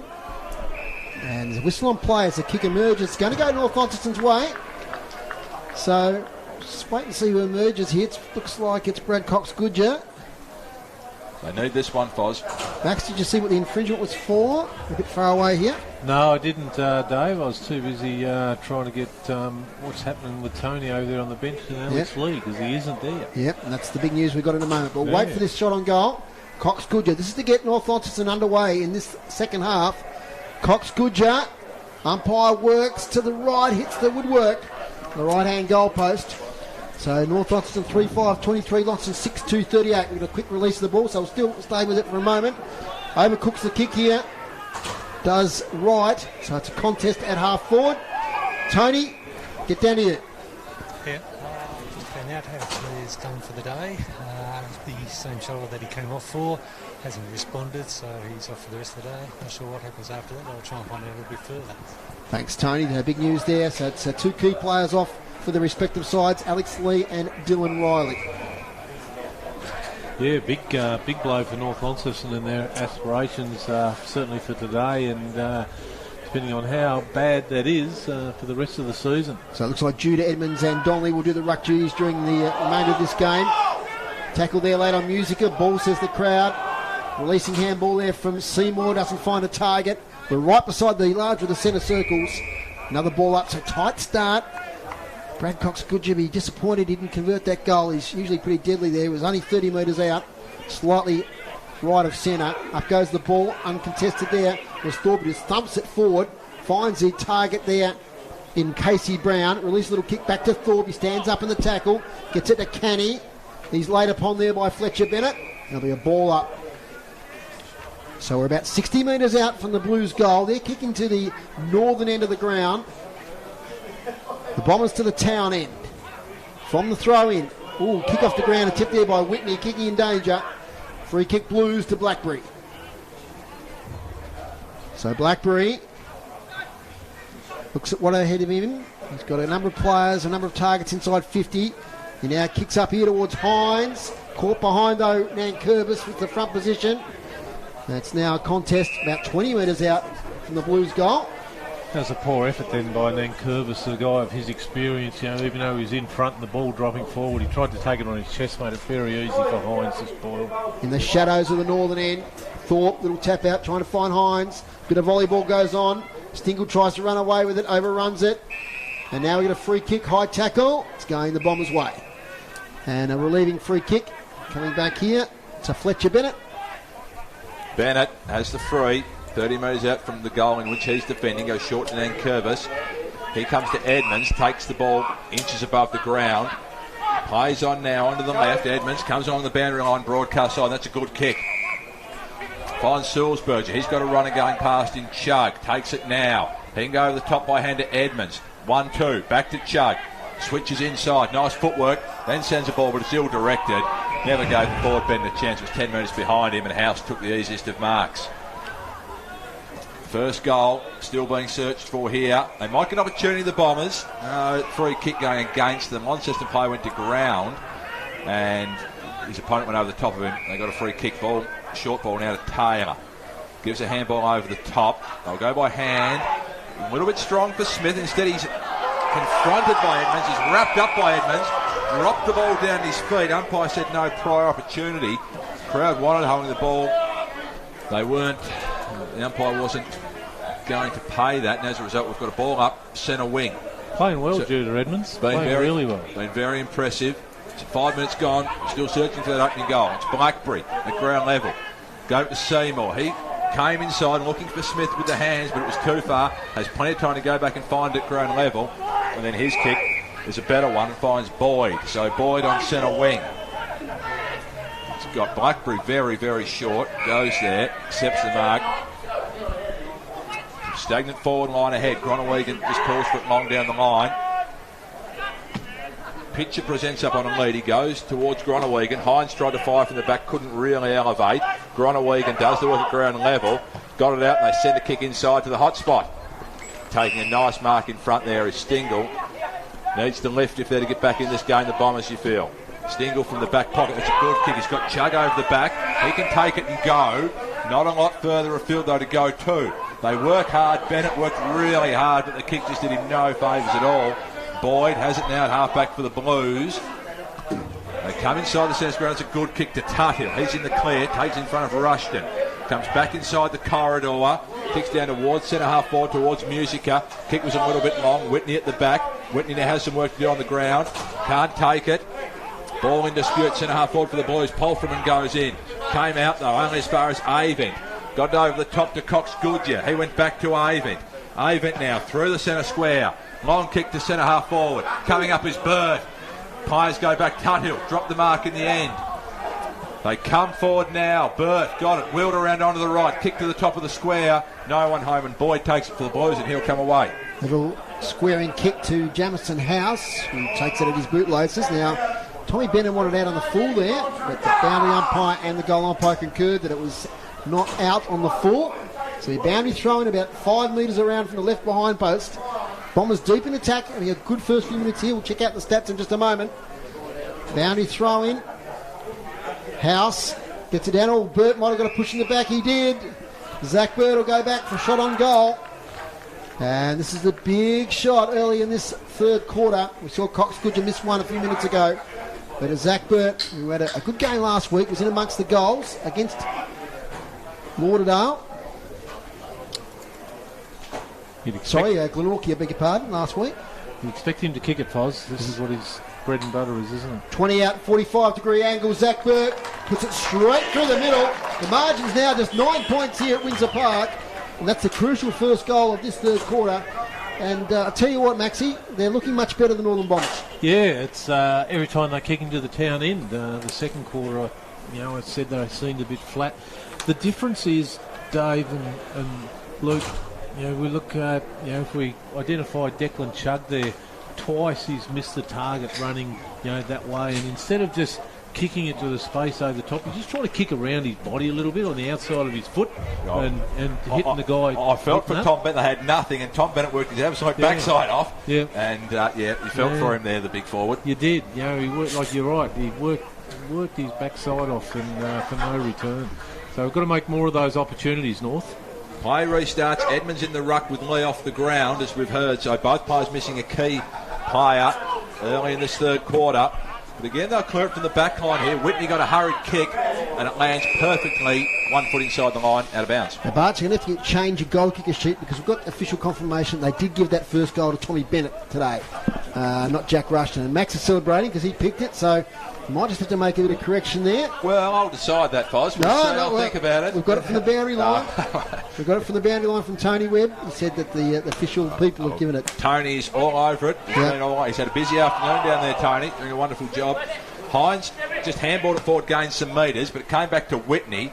He went forward up towards the wing. Bales came up, tried to tap it to advantage, only as far as there as Pearce. Ball comes down and lead him. He's got a runner going by, and Hodge. He was confronted by Stingle. Did well, could have been taken high. Umpire said play on. Lead him forward on. Got it back towards Blackberry. He couldn't take it.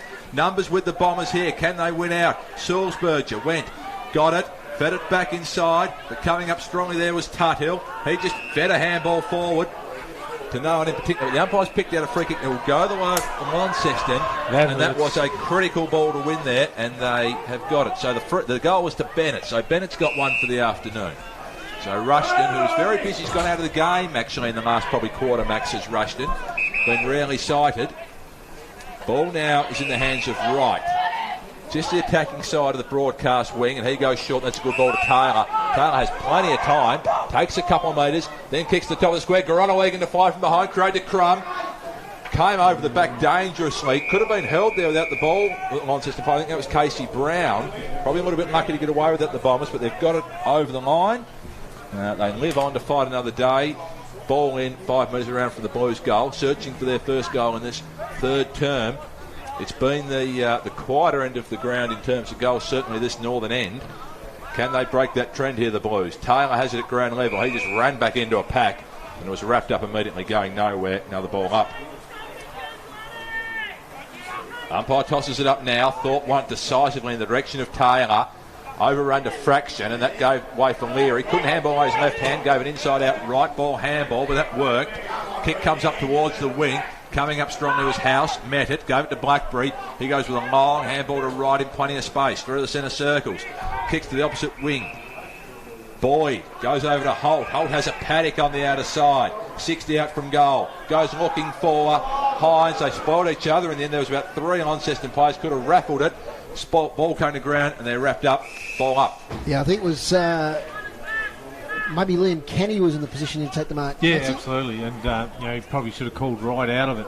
Absolutely. But just that passage of play then just shows how much time Launceston have got. The way they held their ground and set up and just flicked the ball around.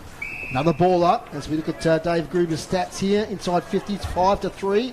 The Blues way this quarter. And clearances 5-2 the Blues way.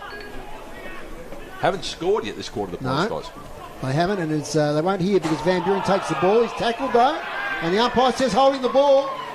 So free kick against Braden Van Buren, and it's going to go, I think, to that man Pitcher, who's kicked 3 already in the second quarter. He's right on the boundary line. It's where you love to be in front of your home supporters. The can bar over there. So he's going to try the round the corner kick. Deep in the shadows in the forward pocket. 15 out. Braden Pitcher snaps on goal. And that's a great goal from Pitcher. A badly needed one for the Blues. 7-2-44 to 4-5-29. Braden Pitcher has 4 goals. Max Walker. Yeah, he's certainly been the difference between the two sides on the scoreboard side of things at the moment. And every goal has been a quality goal. He had his 2 crumbing ones that we recall there. Early in that second quarter. He took one on a half volley. Max went around the body. It was brilliant. The other one, yes, and that one there was all class as well. So having an exceptional game, absolutely exceptional game. What a luxury you have Riley go down and you send Pitcher forward and he kicks 4 for you. Gee, it was a tight finish in the Devils versus Murray Bushrangers game. The Devils got up by a point, 12-9-81 to Murray 12-8-80. So well done the Devils. A win's a win. It's a good win for the Tassie Devils as Hines takes it out of the middle, takes a bounce, 60 out, Hines to the goal square, pitches there again, he rises on, he takes the mark, Musica can't take it, he fights on after it, looks for a handball release, and it'll be a ball up, deep in attack for the Blues, and they're starting to come here at Windsor Park. 15 points is the margin, it was 16 points at quarter time. You're listening to City Park Radio 103.7 and 96.5, here's Luke Grabarczyk. See the Devils, I think they had a big lead there at one stage, Boz. 5 goals. Gave it away, so we've seen that a little bit today in sport. I'll come back to that in a moment. Meanwhile, the Bombers under real pressure. Edmonds has it metres inside. He's tackled over the line. I was just talking about that lead. I think in the T20 International this morning in the Caribbean, Australia needed about 20 off 60 balls with 5 wickets in hand and didn't get over the line. Correct. So a couple of big leads almost given away this afternoon. Devils just hanging on. Ball's brought back into play. Groenewegen took front position in front of Donnelly. Brought it down to the feet there, but in the end there's 15 players around this ball and it's not coming out.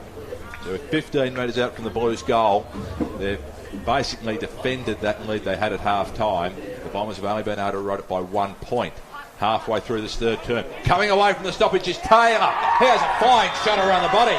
Taylor's got it. Wonderful goal, and the Blues extend that margin, and that was another quality finish, Max. He does it every week, Max. Brawler Taylor, he just bobs up and kicks a beautiful goal. Yep, and I think he knows as well. We've spoken about it in the past. He's not your typical A grader for them, so he knows that he's got to get that 1 goal a game. He knows that he's got to lay 7 or 8, 9 tackles, getting in and underneath the pack, getting it out to the players, and using his speed. And again, that was just a perfect example for anyone watching the live stream as to how to read the ball and use your pace, running away from the goal, snapping it across his body, and done it quite easily in the end. Sort of player coaches love. Great work ethic, makes the most of his ability and opportunity. So well done there to Brendan Taylor. He kicks a goal, 21 points the margin. As from the centre square, ball up there, comes out to Palfreyman. Good little patch here for the Blues. Extended their lead from half time. Holt gets tackled from behind. On the follow-up, Pitcher on the 50. Left foot kick to the pocket. It'll drift out of bounds on the full. Relieving free kick will go the Bombers' way to Fletcher Bennett. You feel they have to get the next goal run if they're to stay in this game. Yep, definitely. They started the quarter really positively, but it's now 7 inside 50 to 3. The Blues way in this quarter. Bennett goes close to the line, and he duly kicks it out of bounds on the full. Much to the delight there of the Blues supporters. Ball's about to come back in. Pitcher once again kicks it towards Hines. He picks it up, releasing handball to Seymour. Kick semi-smothered. Plenty of Bombers around the contest. Out now to Edmonds. who gets tackled from behind, holding the ball. That was Will Edmonds. He thought he had a bit more time than he did. Maybe a lack of communication. Laying the tackle there was Liam Canny, and he's got a chance to kick his first goal in TSL footy. I think his own teammate got half in his road there. He was trying to run through there, but the North bloke was blocking him. And little Buddha, as we know him as, came from behind and grabbed him. This for 3 goals in 4 minutes. Liam Canny, first goal in TSL footy, has missed to the right. So the Blues 8-3-51. North Launceston 4-5-29. 22 points the margin. Been playing about 17 minutes. Long out from defence from Van Buren. Lovely clearing kick, but another good mark. They keep repelling these defensive 50 exits to the Blues, and Hodge took that beautiful mark.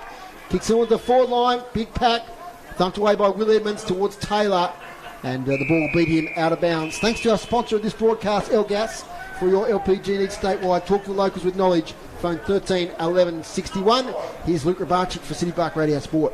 Nervous moments. You got a score there, Max? Yeah, I was just going to... they've finally come good thanks to Wayne Mitchell up at the kennel. 7-1-43 South Launceston to Scottsdale 5-6-35 at half-time. Canny, he had the ball given to him after the restart and had another shot at goal. He's missed his second in a matter of moments. Play restarts here. This is better from the Bombers. Kona Cox good. You go it by hand and they'll come away and just break a line here. Sulzberger has it 60 out. Goes back to the run of Bennett. And all of a sudden, opportunity. He's taken a bounce. He's going to be pursued. Got it back to Nankervis. Slightly sloppy. Had to stop and prop and take it. Had time. Kicked up towards half forward, and that's a good mark. Presenting up at the football there, Bennett. Long way from home. Goes long inside forward 50 now. They're outnumbered here. I know it'll take the mark in the end, though, the Blues. The Bombers still with a chance. Bales worked hard at ground level. Came out towards Edmonds. A lot of players around this footy. Space at a premium. The umpire's paid a throw. Will go back the way of the Blues, so they will be able to relieve here. The Bombers, rare forward 50 entry in the last 10 minutes. They've been besieged. You really feel they need the next one if they're to stay. And this short ball set a real task there for Brown. Had to sit and wait under that one. Did a good job in the end, took the mark. 55 out from goal. Not a lot of movement. He's going to go long.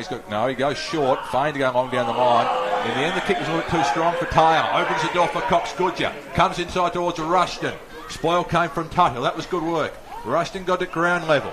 He's tackled immediately. And we'll have a stoppage 55 out from goal. Bombers keeping the ball in their attacking half, searching for that goal to trim the margin. Can't leave themselves too much to do in the last quarter if they're to win this one and look at that top of the table spot. Still 55 out from goal. So Foz, Final Four system this year. So one plays two. Home ground up for grabs probably here this afternoon. Absolutely, as Thorpe gets the tap away. Secondary tackle. So, yeah, and also, you always like to finish top of the ladder, the old minor premiership.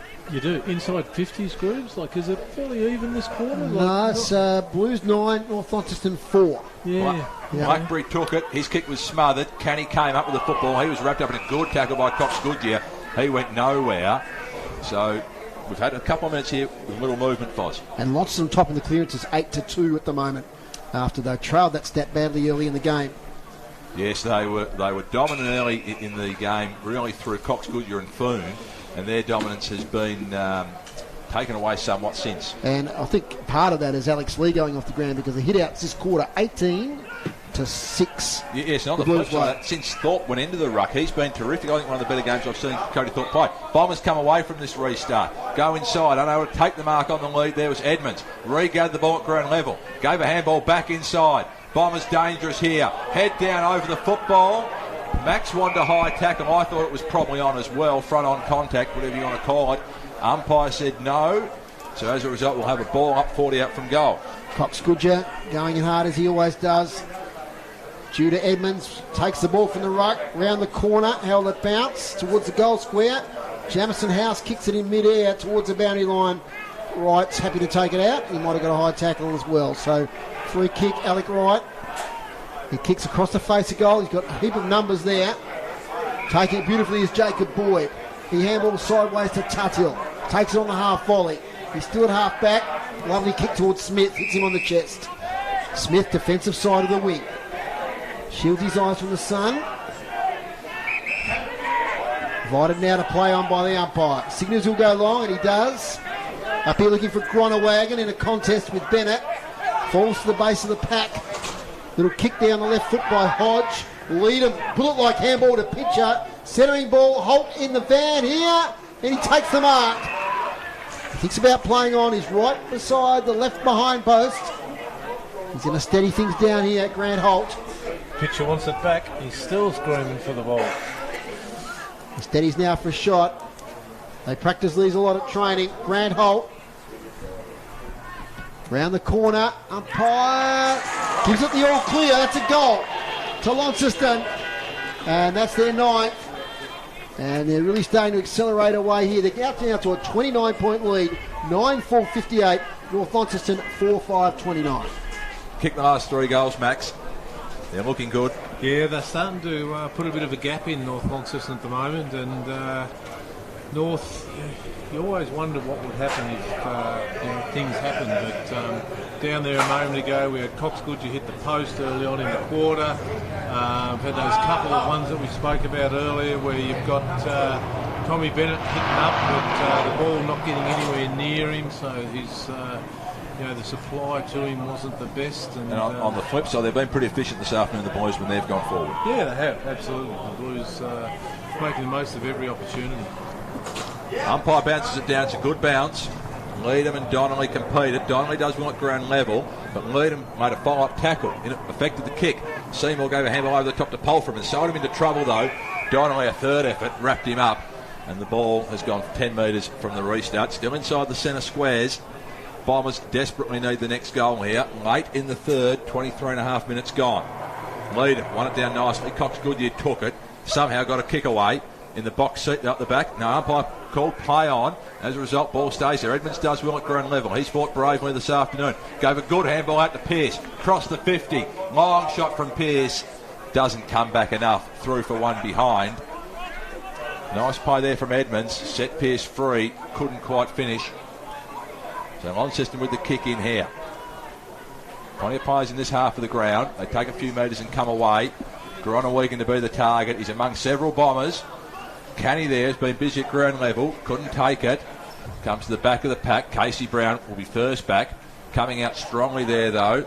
That small player, that was the young man Mitchell. Got it around the body. Ball bobbling about in there. Across the line now. The Blues being forced to defend. Haven't done a lot of this quarter, really, since quarter time. The Blues have been pretty dominant, Max. They have, Barts, they have. And just a guy who seems to be down a lot today as well for North, who you always get a lot of drive from, Jackie Avent. Yes, Avent, valid point. He's been rarely sighted almost. Wonder whether he's almost injured or he's a bit crook or something. From what I saw of the game last week, he was very, very good. He was in everything. And then he's been very quiet this afternoon. So... ball back across the line. I'm just going down the North Launceston list as to where they can get some drive from, and really struggling to find where they can get on top. Well, they've got one back here. Ball came in from the restart, came down to the front of the pack, and there's a flying shot at goal, and Pearce has got it. His second shot at goal in a matter of minutes. He puts this one through, and they desperately needed that goal. So they trim the margin. It's back to 22 points, 25 minutes gone, Foz. There's your answer, Max. Nathan Pearce has absolutely bobbed up straight away. He has. He's played a lot deep forward today. We haven't seen him around the ball too much, so he's one player they could throw in the middle. Yeah, they could. They're just hanging in there at the moment. That's the one they needed. That's all they need. And 23-minute mark. So very similar to the previous game that they had when we were at UTAS when we watched. They just kept hanging in there and took the breaks when they happened and ended up on top. So a big 5 minutes coming up. The margin's 22 points. There's Donnelly, big thump away, although the umpire says it was outside the larger of the circle, so we'll have a second restart. So this quarter, it's been 3 goals to 2 inside 50s. This quarter 10-7 the Blues way. They're about to get another one here as Hines gets the clearance. Sneaks inside 50. Out here towards Holt. Close attention from Van Buren. Holt gets it to Gronewagen. Thinks about the handball. Waits for a while. Then gets it to Hines. Who's tackled. Must be holding the ball, surely. It is. There's a bit of afters there. Well, this might be 50 here. As Hines throws Williams to the ground, but no. Umpire says 50-50 in that situation, but Hines gave Edmonds an absolute earful when he had that holding the ball against him earlier in the quarter. Okay, there you go. Payback there. Well observed there, Barch, as it's up towards half forward. Bennett takes the ball, tackled immediately. So a bit of passion in this game, good crowd. A lot of North supporters right in front of us. And a lot of Lonnie supporters on the balcony as well. So the passion being showed, we love it. As Donnelly gets the thump away towards half forward. Handball there from Mitchell. Finds Donnelly. Donnelly inside 50. Leary might have been held there, he was. So it'll be a shot on goal here from Brandon Leary. Kicked a beautiful goal in the first quarter. And gee, this would trim the margin back to 16 points. Get us back to where we were at half time. Yeah. I did say he was a left footer earlier, Bart, but I've seen him. I think he's right. This will decide. This will decide it, yeah. And there's the siren. High stakes kick right on 3/4 time. About 40 out. On the left hand side, about 20 in from the boundary. Brandon Leary skips in. Puts it out to the right. Won't come back. Might be lucky to score it. Sneaks in from behind. So one behind there to North Launceston. And they're at 5-7-37, trailing Launceston at 9 goals, 458. Margin 21 points at 3/4 time. Bart, you get the goal kickers for us. Yes, a good quarter again for the Blues. Braden Pitcher, who's been the dominant forward on the ground, he's kicked 4 goals for the afternoon. Jay Blackberry with 2, and then singles to Taylor kicked a lovely goal in that third. Hines and then Holt kicked their most recent goal. Then for the visitors, all single goals. So Bennett, even though he didn't put a ball through the big sticks that quarter, he's now got 1 for the afternoon, Max. Zack Burt's got 1. Judah Edmonds. Jackie Rushton, controversially, been scrubbed off the goal kickers list. Nathan Pearce, and then Leary, who missed that most recent shot, has 1 in the first quarter. So Max, that last goal means they're hanging in there. In any game of footy, 4 goals is achievable. But gee, it'll be tough in this last quarter, but where there's life, there's hope. Yeah, there certainly is. And what's the margin now? About still 21 points. 21 points. So, yeah, look, they didn't improve a great deal on the scoreboard, Launceston, in that quarter. 5 points, I think it was. But if Leary had kicked that, footy's a game of ifs, isn't it? If he'd kicked that, we spoke about if Cox Goodger could have kicked his early in the quarter when he hit the post. So they haven't made the most of their opportunities, whereas Launceston have been very opportunist with every opportunity that they've done. You get your Garrett, which Holt is it? Grant Holt down here in the pocket, take that mark, left footer, kicks across his body on the right foot, scores a goal. Just in absolute numbers, Max, it's 5, 7, 12 shots to 13, 9 for 1, so it's only one scoring shot the difference. Yeah, it is. So, no, look, it's this last quarter is going to be very interesting. You would think that Launceston have the scoring end. A lot of the play's been down the town end in this quarter. So for North to A, hang on, and B,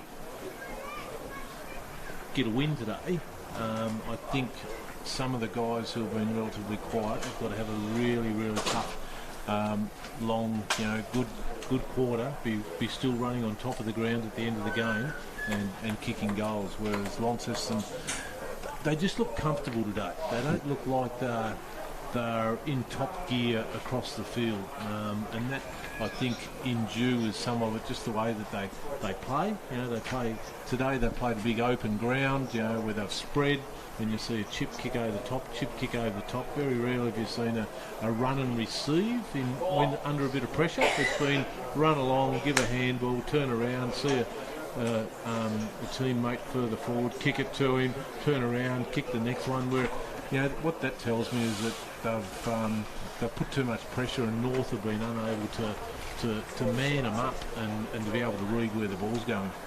3/4 time here. It's Launceston 9-4-58 to North Launceston 5-7-37. We'll take a short break here from Windsor Park. When we come back, we'll have all the stats and hear Tony's report from the boundary. When it comes to your home or your local business, L-Gas is the smart choice. Make the switch and be rewarded with $80 in LPG account credits when you sign up. Whether it's cooking, hot water or heating, L-Gas has got you covered. For $80 in LPG account credits, visit the website lgas.com.au, download the L-Gas app or give us a call on 131 161. L-Gas. Local, safe and reliable. A sponsor of City Park Radio. Enjoying the program? Got something to tell us? Seen something interesting in your area? Send us a text message. It's so easy. 0438 187686. It's the City Park Radio text line, straight to the studio here in Launceston. Listening outside of Australia? Don't forget the code 61 and drop the 0. That number again, 0438 187686. In touch with our community. City Park Radio, 96.5 and 103.7. At the arcade bar, it's always the 80s. They've got vintage arcade games and pinballs, classic cocktails and all your favourite beers. Experience a great night out or a drink after work with your favourite music from the 80s at the arcade bar. In the arcade at 97 York Street. Just look for the street signs. Open Tuesday to Saturday from 5 p.m. Mention this ad for 20% off your first drink and check out Facebook or Insta for more on the arcade bar. A sponsor of City Park Radio. This sports broadcast is brought to you by Elgas. For all your LPG needs, talk to the locals with knowledge. Elgas, call 13 11 61. A sponsor of City Park Radio. Windsor Park, three-quarter time. It's Launceston 9:4:58, North Launceston 5:7:37 on City Park Radio. And watching the TSL live stream, the team stats thanks to Dave Gruber at three-quarter time. At hit-outs, Launceston at 47 and North Launceston 31. 22-9 that quarter. Of course, Alex Lee wasn't on the field at all in that quarter. Clearances, the Blues 27, North Launceston 29. Inside 50s, 34 to Launceston, 26 to North Launceston. Marks inside 50, 5 to the Blues, 4 to North Launceston. Free kicks so far, the Blues 22 and North Launceston 18. Thanks once again to Dave Gruber. We'll get to those individual stats in a minute, Bart, because we've got to get down to Tony Webb, who's been at the huddles. Okay, I'm back. Sorry about that. Bristol's really pleased with the way they've upped the tally on clearances and tackles. He says Blackberry, Fletcher Seymour and Liam Kenny in his first game have each got 9 for that quarter. He's going to put the aerobic midfielders in there for the start of the first 10 minutes. He says it's a big 10 minutes, so he's got Hines, Blackberry and Portman in there. He says the first 10 minutes is very important, but play smart footy after that if you get a bit of a lead up. Thanks, Tony. So we're up for a big last quarter here. The margin's 21 points. Bart, you might get some of those individual stats in a moment. Yes, Maxie? Yep, three-quarter time at Longford, 8:11:59. Still leading Bracknell 3-6-24. Compliments of Lee Brasendale. Okay, we'll keep you up to date with all the footy around northern Tasmania. We've got a secondary ball up. And just repeating that score, the Tassie Devils got up by 1 point today over the Murray Bush Rangers. And I'll get to other TSL scores in a moment. But Barch, start us off in the third quarter. Here we go. Thorpe won the head out again. He's been very good after quarter time. Cody Thorpe only had the forward disposals, but he's played a big role in getting Launceston back into this game around the clearances. So 21-point margin. Bombers need the first goal if they're to really threaten here this afternoon. Blackberry the first real clearance. Sends a left foot ball forward to the attacking 50. Doing well, Taylor. Spun out of a tackle. Hines was taken down from behind by Stingle. That's holding the ball, the umpire says. So second time he's been caught for holding the ball in a matter of minutes, really, Hines. It was a wonderful tackle from Stingle. One of those players that we need to lift. Jay Foon, very quiet in that third term, went up for the mark. Taylor was in front. Ball came out to Blackberry. Left foot drop punt is good. Into the pocket. Comes to back now. First to recover was the Bombers defender there. Got a kick out wide looking for Bales at the feet of him. Came to Casey Brown. Polfram and Feder handball over to the music are in some space. He shoots at goal, but he's well offline. He's missed a lot. Out of bounds on the full. Early going. And down at North Hobart, the Tigers 10-9-69 lead North Hobart 5-3-33. Bombers can ill afford to give one away here. They go long down the line, looking for Donnelly. He flew, couldn't complete the mark. Ball comes back inside the Blues forward 50. Number of players around this football. At Blunston Arena, Clarence 12-8-80 lead Lauderdale 4-10-34. Colin Garland with 5 goals.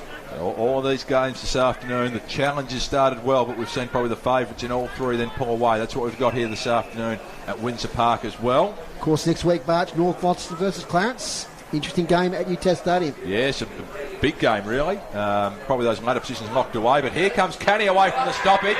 He shoots at goal, puts it straight through the middle. The debutant. That his first. He missed a couple. Yes, that's his first goal. Wonderful goal, 40 metres out. And went bang, and the Blues, they extend the margin, and that's going to make it very difficult, Max.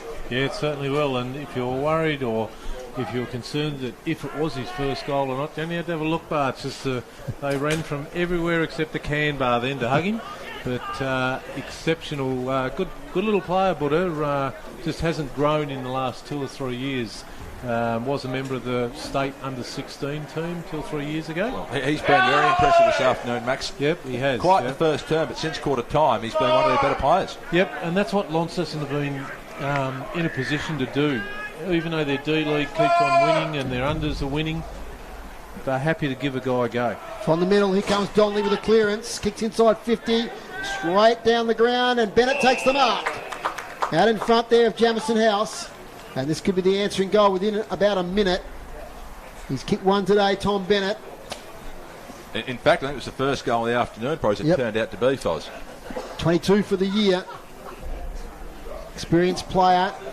Won a premiership with Hillwood on this very ground a couple of years ago. Won a couple with North too, Foz. Absolutely. Follow success around does Tom Bennett. Right in front. And Bennett has missed to the right, so they really needed that one. As we were saying, being inaccurate, Max. Yeah. Boys getting a bit vocal in the balcony here. Just got to watch the effects, Mike. You never know what might come out in a moment. As Woolley kicks long out of defence here, looking for Gronawagon. From the contest, Canny's got it. Puts his arms up, gets tackled by Chug. That'll be a ball up. Umpire Tommy McEntee. Right in front of us here.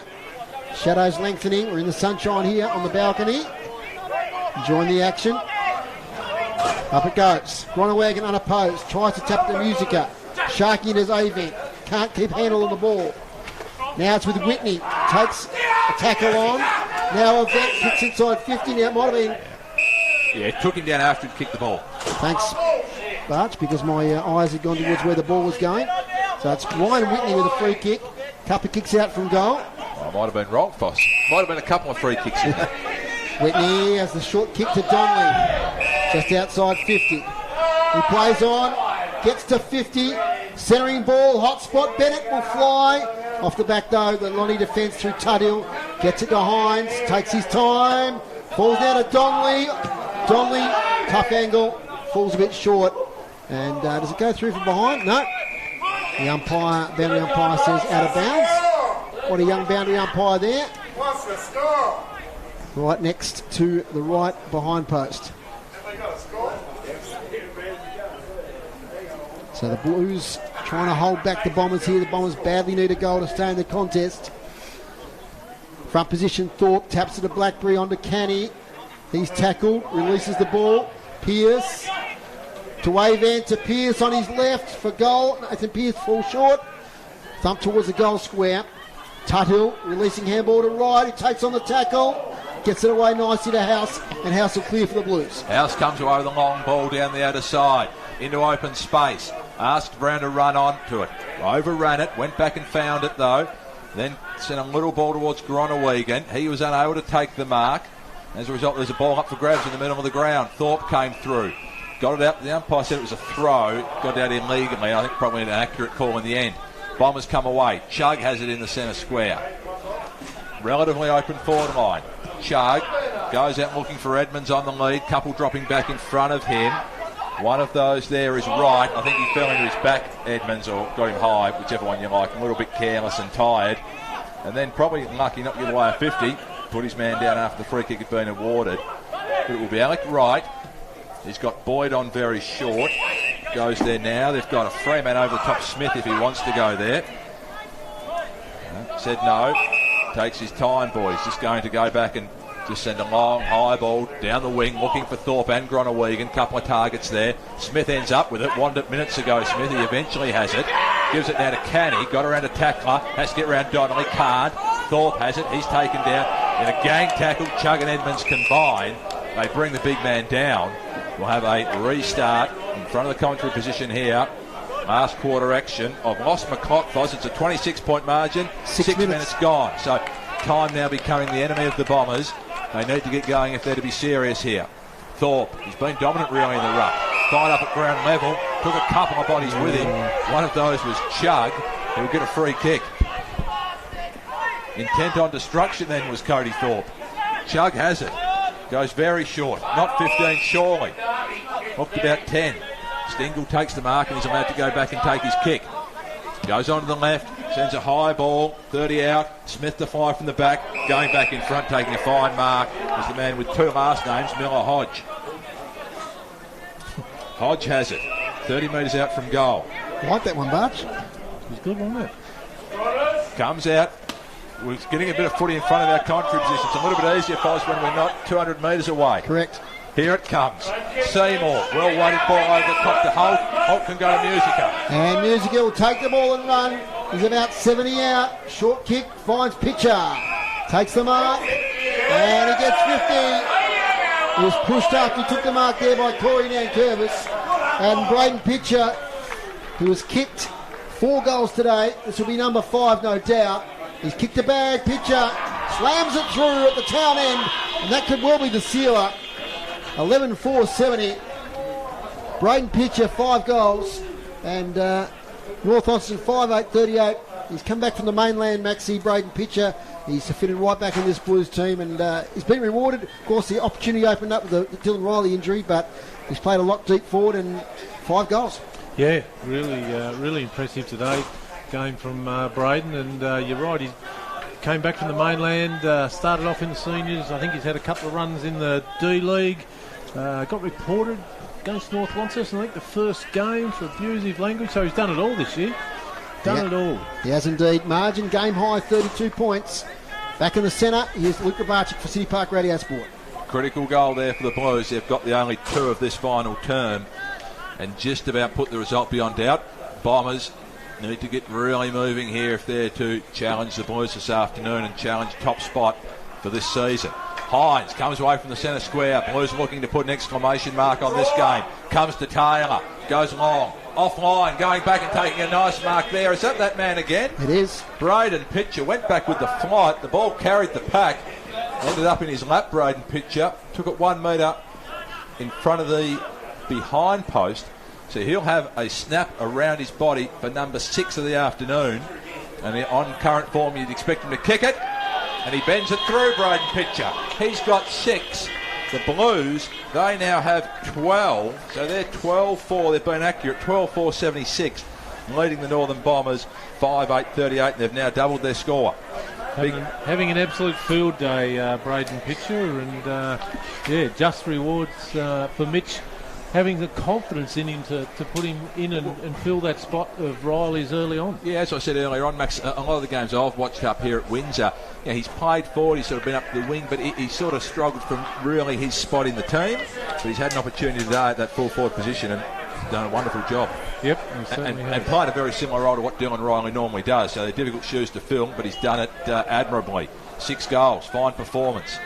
Stingle has it from the restart. Donnelly's fought hard in the second half. Got it back to Avent. Quietish afternoon by his standards. Sends the ball inside. Rushton went to ground. Players around this. Woolley Pearce, in fact, will send it out to Tuthill. And Tuthill just bombed it out of there. In front of a couple of players. Umpire will allow that. In the AFL probably would have been insufficient endeavour or whatever they call it. Foz. I've been resisting giving too many AFL scores and deference here to Groobs, who's a big Hawk supporter, but it's the Dockers 15-12-102, leading the Hawks 6-7-43. So, just in AFL news, I'm a Richmond fan, and they're under real pressure to stay in the 8. So Fremantle, Bombers and GWS all coming hard. Here's that man Pitcher again. He has it in his hands. He's 80 metres out from goal, Braden Pitcher. He'll kick this. On today's form, he'll kick it. He doesn't. He sends it inside forward 50. Won't be a goal. It's 30 metres out from goal for the Blues. Numbers around this football. Couple lurking dangerously. Holt was there. Comes to Holt now. His space is shut down. Jake Smith comes in. They wrap it up and it will be a ball up 30 metres out from goal. Certainly is. And our sponsors today on our broadcast all year for our sports broadcast, our Tornadoes and TSL. Today's broadcast brought to you by Elgas for all your LPG needs statewide. Talk to your friends with knowledge. Phone 13 11 61.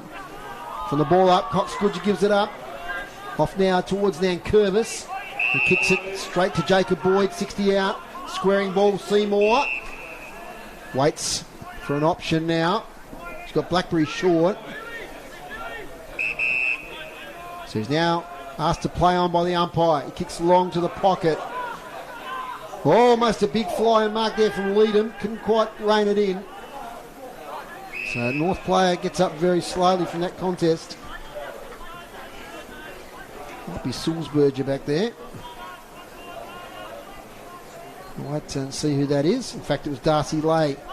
Now it's with Jake Smith. Handball towards the pocket.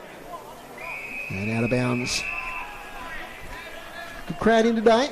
The local derby. Been a super crowd, Foz. Yep. I was just going to ask Max, going into the finals, Max, 2-1 now probably to the Blues.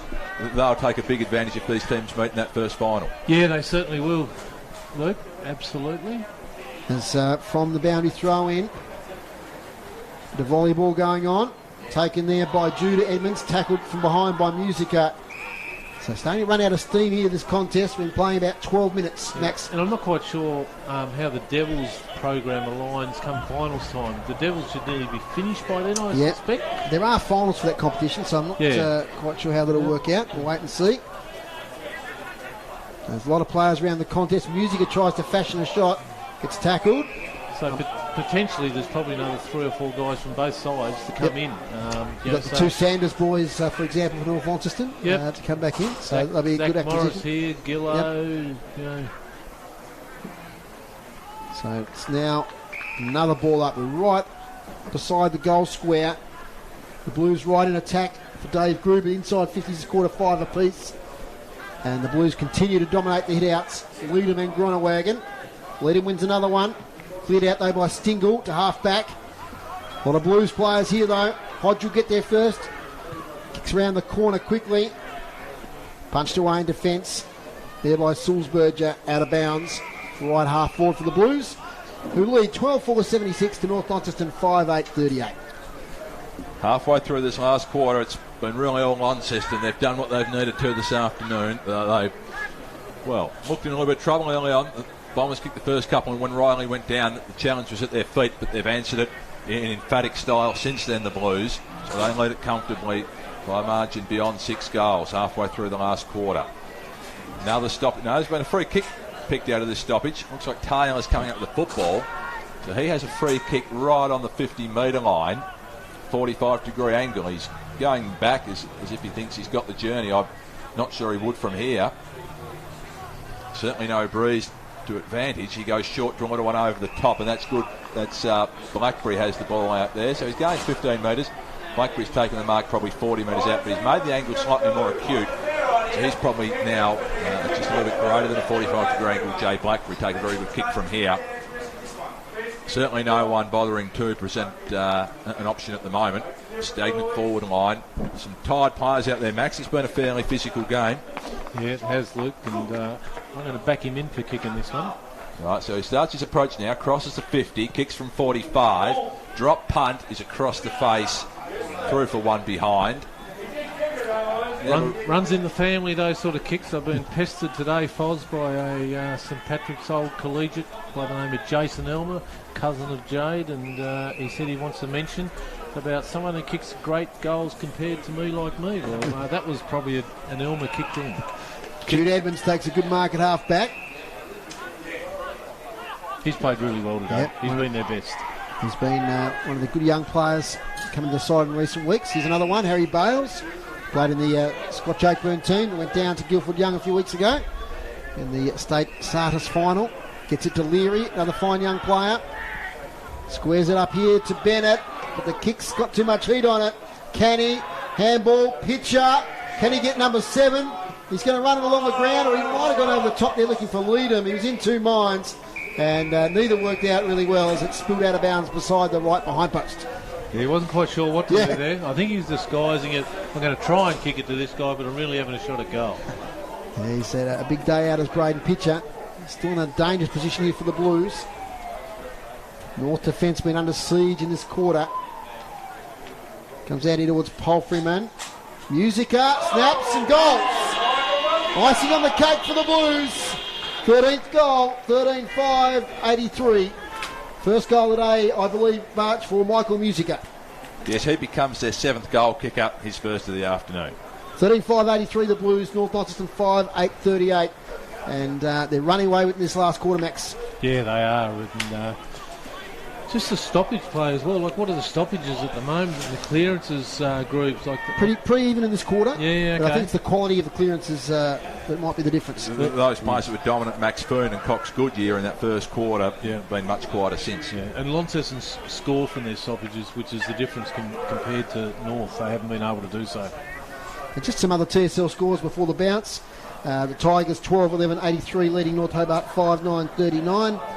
And the Clarence Roos 13-9-87 lead Lauderdale at 5-11-41. Thorpe won it decisively down to Blackberry. He sent a long ball inside forward 50 for the Blues. Danger alert here again for the Bombers. They've got the football, but a good tackle made there ensures the ball's kept near the Blues goal. It's 20 metres out, so they're searching for now their 14th of the afternoon, and as we've said, they've been very accurate, 13-5. Ball up. Here they go again, the Blues. Handball to the top of the square. Musica, I think that had it and was taken down immediately. Umpire Moore wanted holding the ball. So did umpire Walker. Central umpire said no prior opportunity. I think that was the correct call. The umpiring's been very good this afternoon, in my opinion, as has the play. So here's another one coming up for the Blues. Oh dear, Fletcher Seymour had it put on an absolute platter running into an open goal, top of the square, and somehow missed. So that's really one of the few blemishes this afternoon from an opportunity they should have put through, and they've missed. So they go to 13-6-84, extend the margin out to 46 points. Before I know it, it's gotten large, that margin. They came into this game with a percentage over 200, the Blues, and at the moment they're on track to maintain that. More than double the Bombers' score now. Kick goes to the other side. Rushton has it, gave a nice handball back, comes back to Rushton, had a little bit of work to do on the half volley, did it well, got a hurried ball up towards half forward. Making hard work of this, but it comes back to Rushton. He goes over the top, looking for Mitchell. He's tackled, and a gang tackle. He's taken heavily to ground, and we'll have a ball up 60 out from the Bombers' goal. You know, we just saw it there, Max. Nowhere near as clean going forward as the Blues are at the other end. No, and it was all under pressure as well. Yeah, yep. You know, handball sort of at the feet missing target, so they've laboured the Bombers. They're fighting on. Here's Chug, gave it back to Donnelly. He couldn't take the football. Coming through was Seymour. Going over the top there was Avent. That was crude. No free kick given away. Comes back now to Chug. Goes onto the left foot. Has rushed him, but the kick missed the target. Hodge, he was taken down from behind. His handball missed Thorpe. Ends up with Holt. Nice mark taken in the middle by Taylor. So a little bit of clean play from Taylor after a slightly sloppy passage there. Taylor has it, defensive side of the centre circle. Comes out to this broadcast side. Set a task for the man in front, but they would take the mark there was Pitcher. Been dominant, so surely he'll feature in the votes this afternoon. Goes over the top to Blackberry. He can go further afield to Seymour. It might be Casey Brown. Seymour it is. He just stops, props, and comes back. Plays on now, goes around the mark, goes short. He's got a couple of options there. So Jacob the Blues... Woolley. Sorry, Foz. Jacob Woolley's drifted up. Woolley, yes, he's been quiet. He hasn't had a lot to do in defence, only the 4 disposals to 3/4 time, but he has an inside 50 here. Dropping the mark then was Musica. Probably should have taken it. No one able to take the ball, and we'll have a ball up 25 metres out from goal. Dangerous position here once again for the Bombers. Inside 50s this quarter. 9-5 thanks to Dave Gruber. Doing a great job on the stats as per usual. Up it goes. A lot of players around the contest. That's where the Blues can be dangerous sometimes. Taken away by Cox Goodyear. Nice little short kick to Bales, who marks at half back. Harry Bales. On the left foot, little chip kick here looking for Avent or Cox Goodyear, and Avent takes a strong mark in front of Alec Wright. Plays on, kicks it straight into Holt. Chug though, might atone. Little handball over the top forward to Cox Goodyear. Here they go now through Jackie Avent. Towards attacking 50, Leary and House, bit of a mismatch. Leary nearly takes the mark. Jacob Boyd picks it up, cruises away.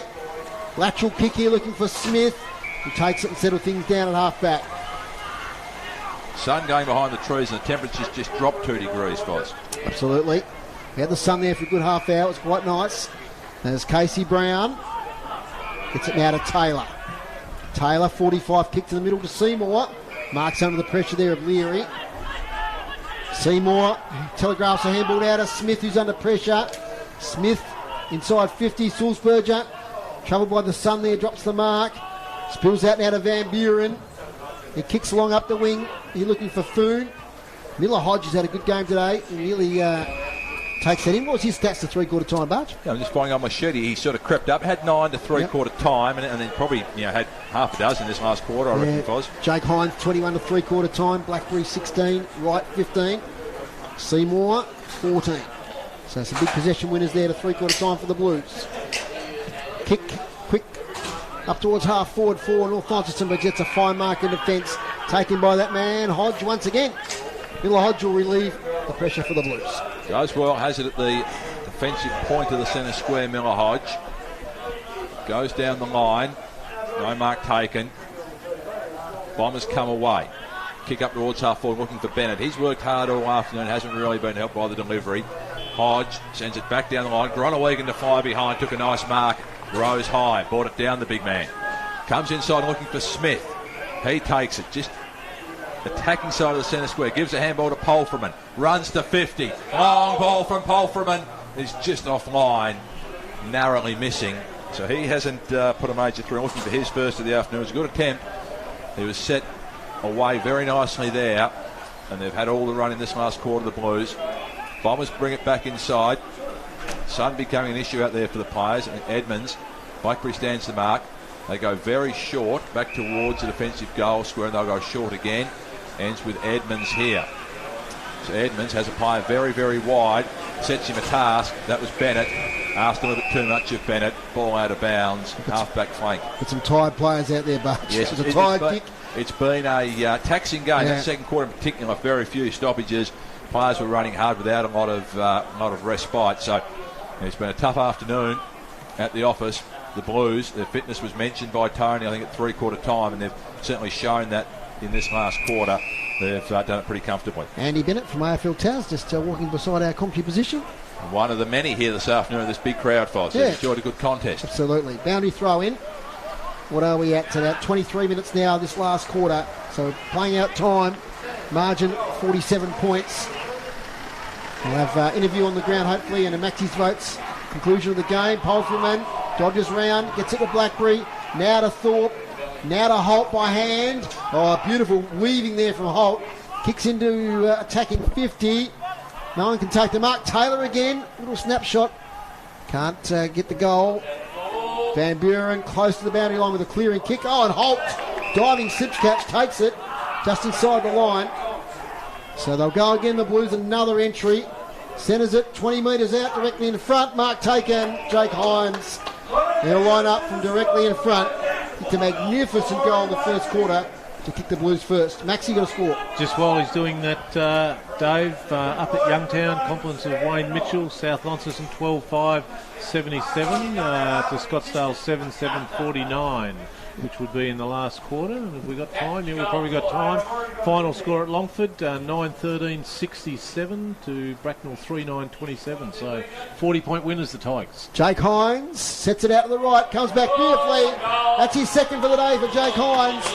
14 goals now for the Blues, 14-7, 91 to North Launceston, 5-8, 38. Margin out to 53 points. Been a dominant second half. They've only kicked 2 goals. Actually, they've only kicked 1 point in this last quarter, the Bombers.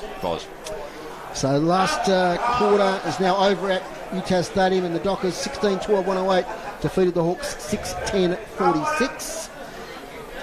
And looks like Clarence and the Kingwood Tigers will take out their respective games in Hobart today. Next week we're at UTAS Stadium, 1:55. Our broadcast start North Launceston and Clarence.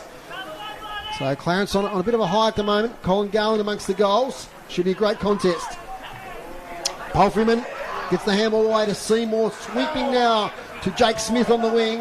Inside 50 this time. Oh, little mark. No, shove out. The umpire saw it. Casey Brown. And the Bombers will repel that out through Leary. Yeah, probably one of those 50-50 ones. Comes to Leary. He's done some good things in small bursts this afternoon, Leary. Mitchell fights on hard on the wing, has it at ground level. He's wrapped up in a good tackle by Hodge. Umpire says that ball's not coming out. We'll have a stoppage. Centre wing, dying moments. Saturday afternoon from Windsor Park. The Blues stamping their authority and their premiership favouritism. They've run out comfortable winners in the end. They were challenged early on by the Bombers, but they've won it by a margin in the end of 53 points, 14-7, 91. They've defeated North Launceston 5-8-38. Braden Pitcher, he's been the big story this afternoon. He booted 6 goals.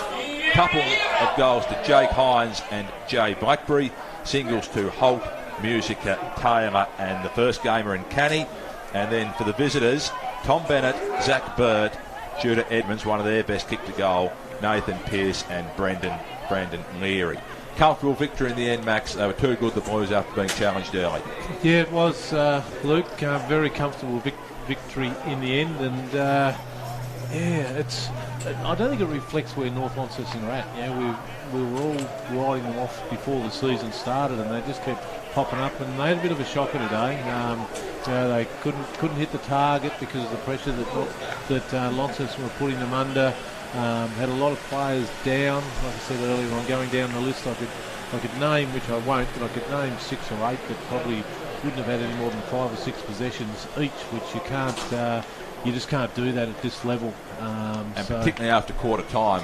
Very much so after quarter time. Started off extremely well, but beyond that first quarter, they didn't really give much of a yelp, did they? Oh, they beginning of the third quarter got they challenged and they got back to sort of 16 points. Yeah, could have got it back to 10 with a couple of misses. And we saw Cox Good, you missed one. They missed a couple of opportunities, and then they did. At that moment on, Launceston really stamped.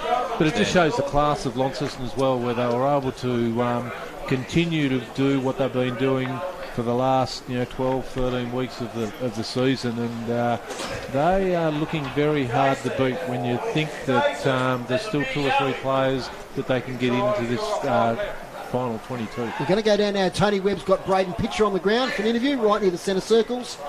Tony, if you're ready, I'll hand down to you. Okay, I've got Braden Pitcher here with me. Congratulations on a good game, both for the club and for yourself. 6 goals too, by my count. Yeah, correct. Give all the credit to all the midfield boys. They looked after me well today. So a big thank you to them. And yeah, it was a good win. It was, and unfortunately Dylan Riley went down early. He's just hopping around behind us in the background there. Were you meant to be sort of playing forward this week, or was that just sort of a late call because of Dylan's injury? Yeah, I was always play forward, but they told me to go a bit deeper because the deal had the injury, which is unfortunate.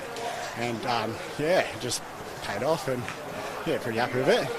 Yeah, now Mitch would have to be very happy with that second half, particularly in the first quarter, especially. You were sort of behind in clearances and things like that. Tackles weren't that great, especially in the third quarter. 3 of you guys had about 9 tackles at that time. Played the groundwork for a runaway in the last quarter, 4 goals to nothing. Totally happy with that. Yeah, Mitch just got into us about more pressure at the source, and then we got our tackle numbers up, and then we went to work, and our midfielders were working hard and got it on the outside, so it was good. All right. Well, thanks very much for joining us. That's 20 goals for the year by my count for you. Just a third on the ball, kicking that up. I don't think you're going to catch Dylan, mate. No, I don't think anyone will still win it, even if he can't play for the rest of the year. He's done really well, and everyone loves him. All right. Thanks very much. Thanks for joining us on City Park Radio. Back to you, Dave. Thanks very much, Tony, and thanks to Braden Pitcher there for giving up his time.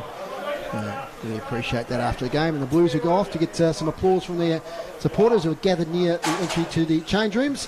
Max, we might say farewell now to the stream listeners and viewers. Thanks for watching this afternoon. We'll take a break here on City Park Radio. When we come back, we'll have Maxie's 3, 2 and 1. When it comes to your home or your local business, L Gas is the smart choice. Make the switch and be rewarded with